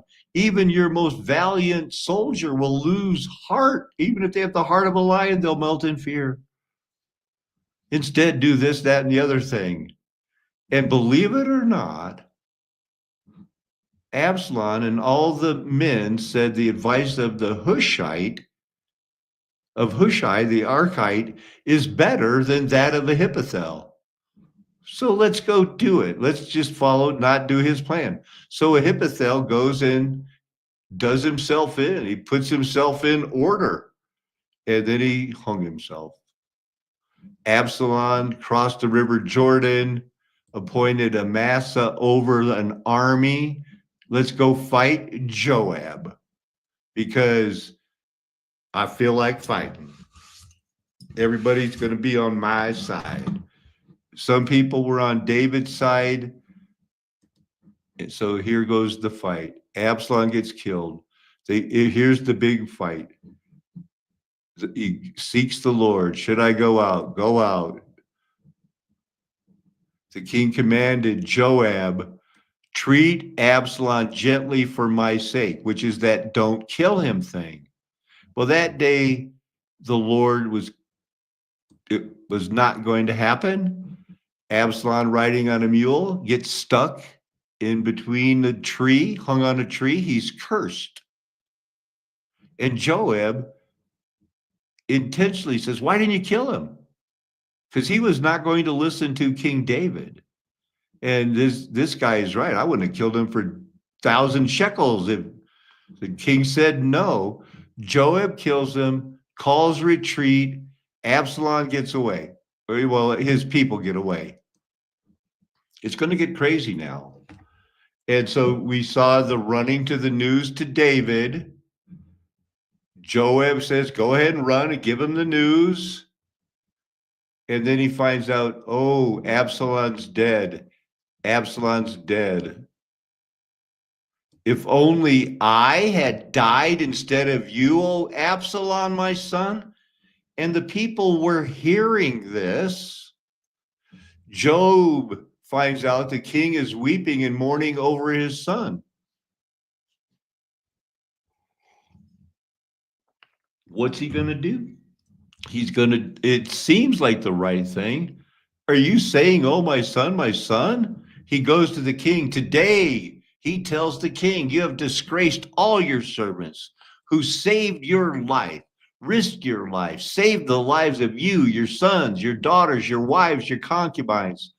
You love those who hate you and hate those who love you, for you have made it clear today that if the commanders and soldiers mean nothing to you, I know, he could tell by the way he was acting, that if Absalom were alive and all of us were dead, it would have pleased you. Now, therefore, get up, go out, speak comfort to your servants, for I swear by the Lord that if you do not go out, not a man will remain with you tonight.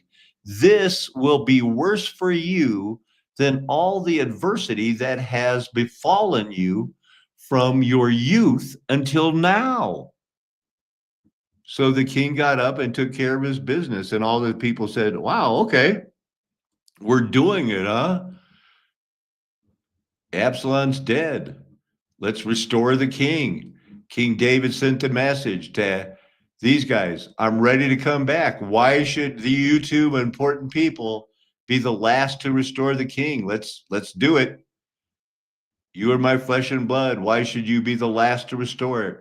And say to Amasa, aren't you my flesh and blood? Remember that name. May God punish me, and ever so severely, if from now on you are not commander of my army in place of Joab, because Joab killed Absalom. So he's coming back, but he's still mad at Absalom because he had won and he didn't have to kill Absalom. It wasn't like, oh, I wouldn't have been happy. It was like, we won and now we got him. He swayed the hearts of all the men of Judah as though they were one. And they sent word to David, return, you and all your servants. So it was quite a production. Shimei's pardon for David's lifetime. Ziba, gets, you double crossed me. But Ziba is redeemed. He's excused. He just takes care of his business. The kindness to Barzillai is just way over the top kind. Things were going too well. Why? Soon all the men of Israel came to the king and asked, why? Why did our brothers, the men of Judah, take you away secretly and bring the king and his household across the Jordan, together with all of David's men? And all of the men of Judah replied to Israel, we did this because the king is our relative. Why does this anger you? Have we ever eaten at the king's expense or received anything for ourselves? We have 10 shares in the king, answered the men of Israel. So we have more claim to David than you. Why then do you despise us? Were we not the first to speak of restoring the king? But the men of Judah spoke more fiercely than the men of Israel. Huh. Wow. Now Bitcry. Now a worthless man named Sheba, son of Bitcry, a Benjamite, happened to be there, and he blew the ram's horn and shouted, Sheba, son of Bitcry, did it. We have no share in David, no inheritance in Jesse's son. The 10 tribes of Israel will never have a good king. And they leave right there. That's it. All the men of Israel deserted David to follow Sheba. Where's Amasa? But the men of Judah stayed by their king all the way from the Jordan to Jerusalem. When David returned to his palace, he took the 10 concubines that he had left to take care, put them under guard, and he provided them, but he no longer had sex with them. They were confined there until the day of their death, probably living as widows, but rich widows. Amasa, the king said, summon the men of Judah to come within 3 days and be here yourself. So Amasa went to summon Judah. But he took longer than he did it. So David said to Abishai, now Sheba, son of Bichri, will do us more harm than Absalom. Take your servants, he said this to Abishai. Go find him, or he will find a star fort and be able to elude us. So they went looking for him, and eventually he used Joab, and they find him. Amasa joined him, and while they were at the great stone, Joab's men, all the mighty men, and that is one, is that a Gibberine? Is that one of those dreadful Gibberines? Yeah. It's a mighty men. It's a Gibberim. See, most of the mighty men after Genesis 6 through 10, all the other Gibberims are good people.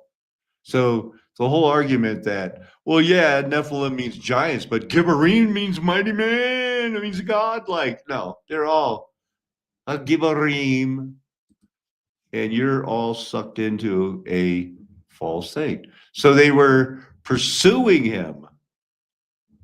And Amasa joined them at the great stone. Now Joab was dressed in military attire with a dagger strapped by his belt, and he stepped forward and he slipped the dagger from his sheath. Are you well, my brother? Joab asked the new, was supposed to be the leader. He grabbed his right hand. Joab grabbed Amasa by the beard to kiss him, and Amasa was not on guard when the dagger in Joab's hand stabbed him, spilled his intestines on the ground, boom, and he went over and he kept going and he said, you know, whoever favors Joab, come with me. Let him follow Joab. Amasa wallowed in his blood. Soon they had to go get Bichri. He went to hide in a star fort city. And a woman of the city said, are you Joab? I am. And the woman said, look, this is one of the original star fort cities. It's like a mother in Israel. You're not going to tear down our city, are you? He goes, no, I wouldn't do that. You know, is he loyal? Is he for God or not? He goes, I wouldn't do that or destroy it. I'm just looking for Sheba, son of Bichri. All right, we're going to cut off his head and throw it over the wall. And it was a done deed. It was done. Remember, Joab is the one that said, go over, bring Joab back. He's the one that killed Absalom.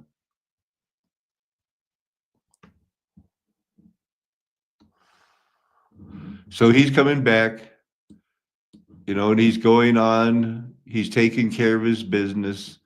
David avenges the Gibeonites. He restores Mephibosheth.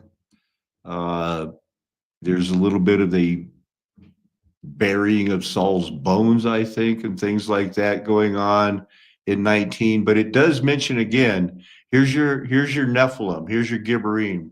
Here's what always happens.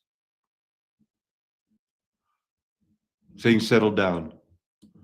Once again, the Philistines are going to try to attack Israel. David and his Gibberim go down to fight against them. David gets tired. He's getting old. Another giant, Rapha, 16-pound head of a spear, something like that, resolved to kill David because he got a new sword. But Abishai comes and saves him and struck that giant down and killed him. You must never go out with battleists again because you're too valuable to us as a symbol of God blesses him. But sometime later, they were still killing the descendants of the giants. Whenever they went out, Benjamites were killing the brother of Goliath, the Gittite, the shaft whose spear was like a weaver's beam. Yeah, these were people who could have been saved, but they were bad. They had a group cluster of Nephilim, giant type people, 6 hands, 6 fingers, 6 toes. Not all of them, this group. And they were the descendants of these guys. And they were no problem. Humans kicked their ass because they are Pneuma. They have life.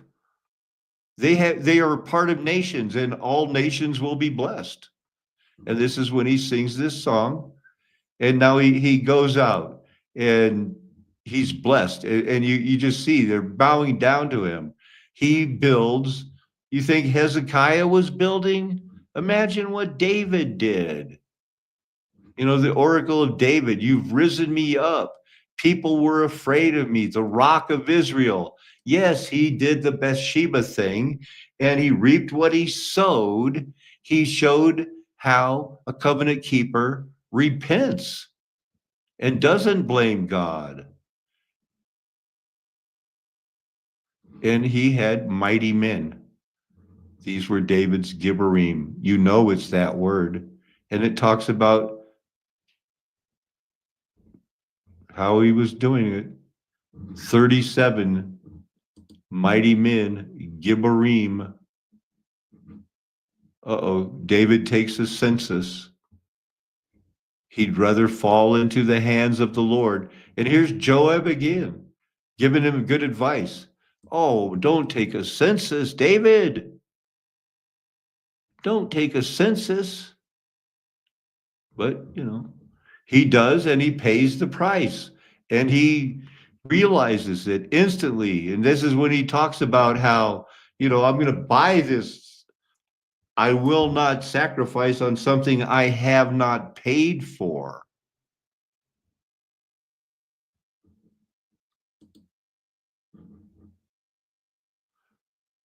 Thus it ends. Now David is old in the start of Kings chapter 1. He can't keep warm. So they find a Shumanite girl, a virgin. The Bible says he never had sex with her.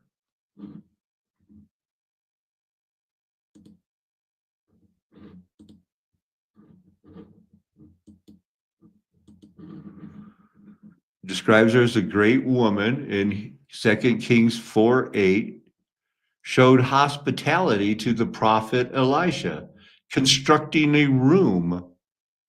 She was childless, and God provided a son and then raised him from the dead. Something to think about. So brought her to the king and served him. At that time, Adonijah, another of David's son, began to exalt himself, and he acquired chariots and 50 horsemen. Is this sounding familiar? Except David's really old now. Why do you act this way? Adonijah was very handsome, born after Absalom, who was very handsome. He conferred with Joab, who supported him, but not Zadok and the other honorable men. Something must have happened to Joab. He wanted to be a king, invited his royal brothers, but he did not invite Nathan the prophet or Zadok. Nathan hears about it, tells Bathsheba, the mother of Solomon. This is where it is breaking down, right? Hey, they've just declared another king. We're not invited to the party. David's old, warming himself with Abishag, not knowing another king's got 50 people running down, doing his thing. And if Solomon doesn't reign and fulfill the prophets, we're dead. Go to the king and hold him to his promise. Did you not swear to your maiden servant? Surely your son Solomon will reign after me. He will sit on my throne. Why then has Adonijah become king? And when David, like me, when I'm forced with, because I'm like humans, we all are not perfect, and even David is not. But I don't remember ever coming a time when it's like, right now you choose you're going to deny the Lord, and King David will not. And they know that. So Bathsheba goes in to see the king, and he's going like, hey, what's up? My Lord, you yourself swore to your maidservant, surely Solomon will reign after me. What's going on? I can't believe it. You've got a bad priest, bad generals, bad things, not inviting your servant Solomon, not inviting me or Nathan. This is outrageous. What did you promise? We are going to be counted as criminals, and you know it. And then here comes Nathan, right on time. The king said, Nathan the prophet's here. Bring him in. My Lord Nathan, Adonijah. Did you ever say that?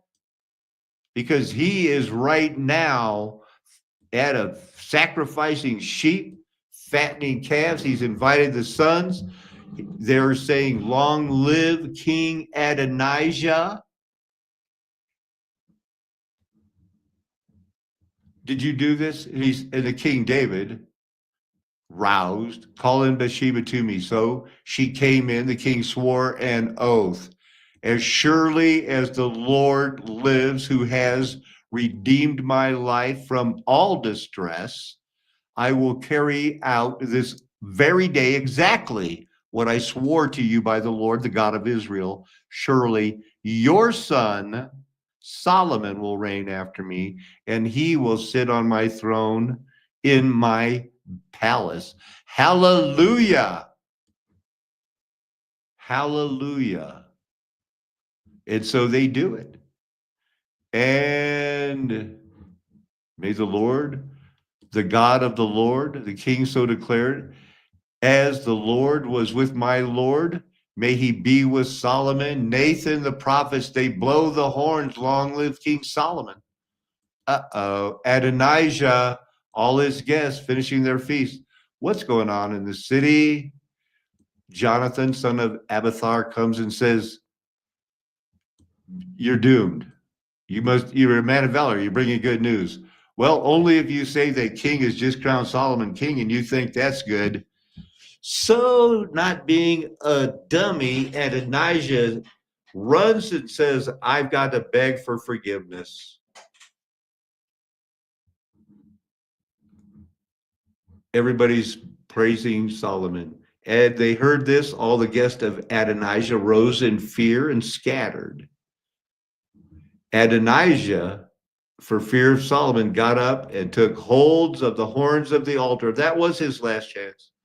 Behold, King Solomon, Adonijah is afraid, and he's at the horns of the altar.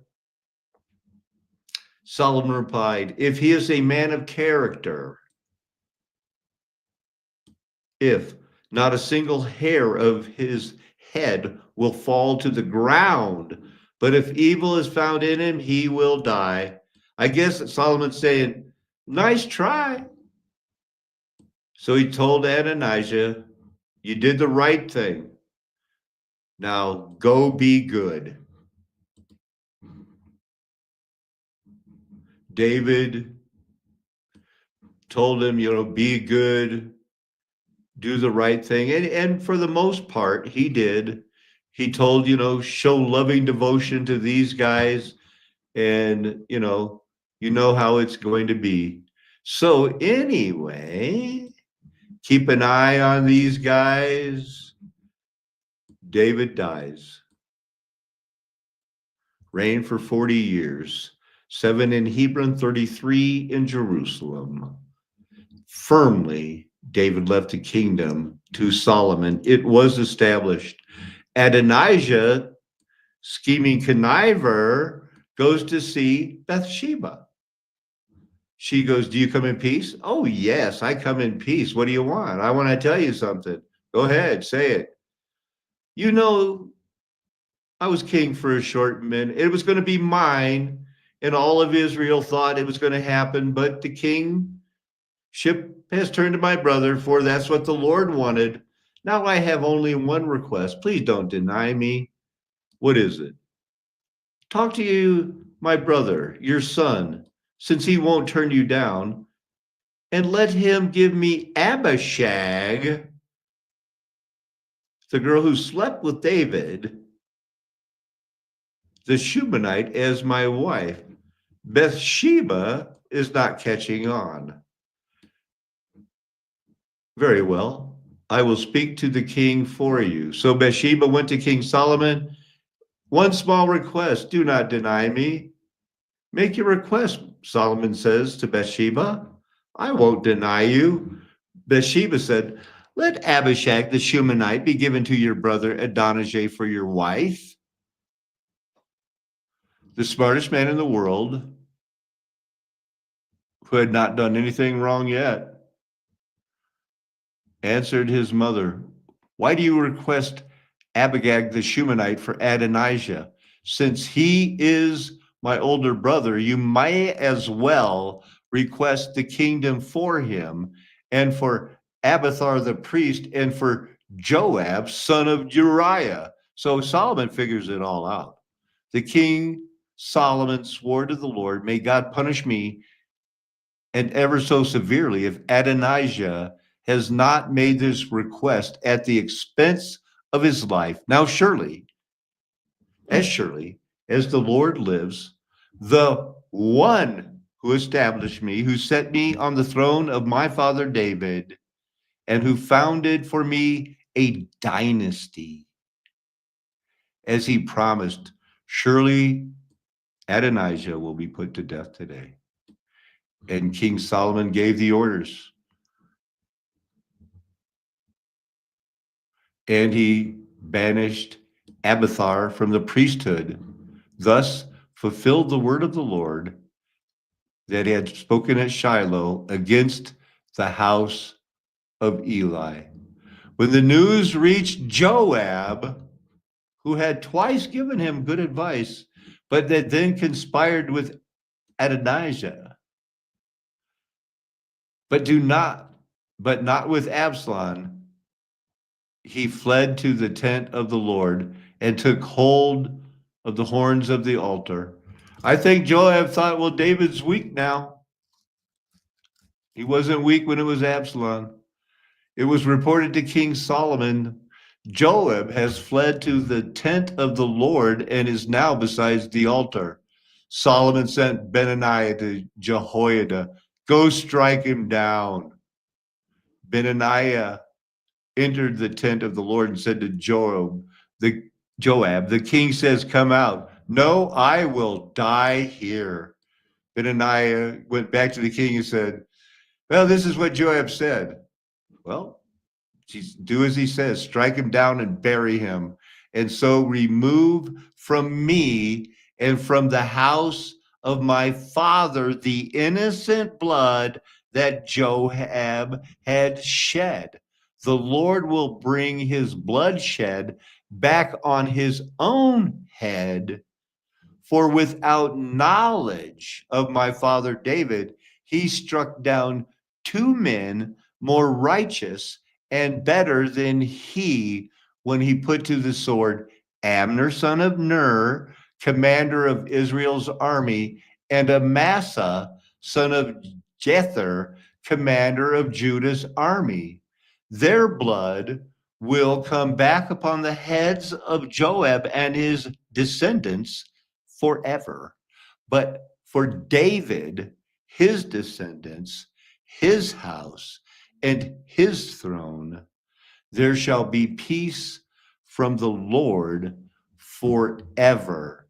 Now, there you go. It took 3.5 hours to get that whole history, but there it is, and it's very important. And what is the one thing is that always there's going to be something new, but it's always going to be you are adopted to be faithful to your one true first love. Because this is a flat earth nation, the golden age is past.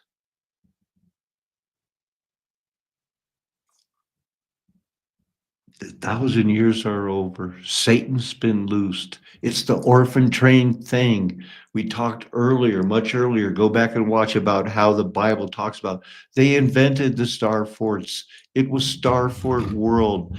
It's not time to keep wondering, am I right about this? It's on right now. It's a go. They've got the Trump. They've got the wide road thinking he's some sort of a Christian. Man, that's as crazy as saying it's a globe. No, it's a flat earth nation, and me and my friends are never going to tell you anything else. Why would we? We're called, chosen, predestined, and adopted to have your best interest at heart. Amen. Hallelujah. Aho. Aloha. Arriba. Dirty. Ciao. Sayonara. Auf Wiedersehen. Nakamain. That's how I like to say goodbye.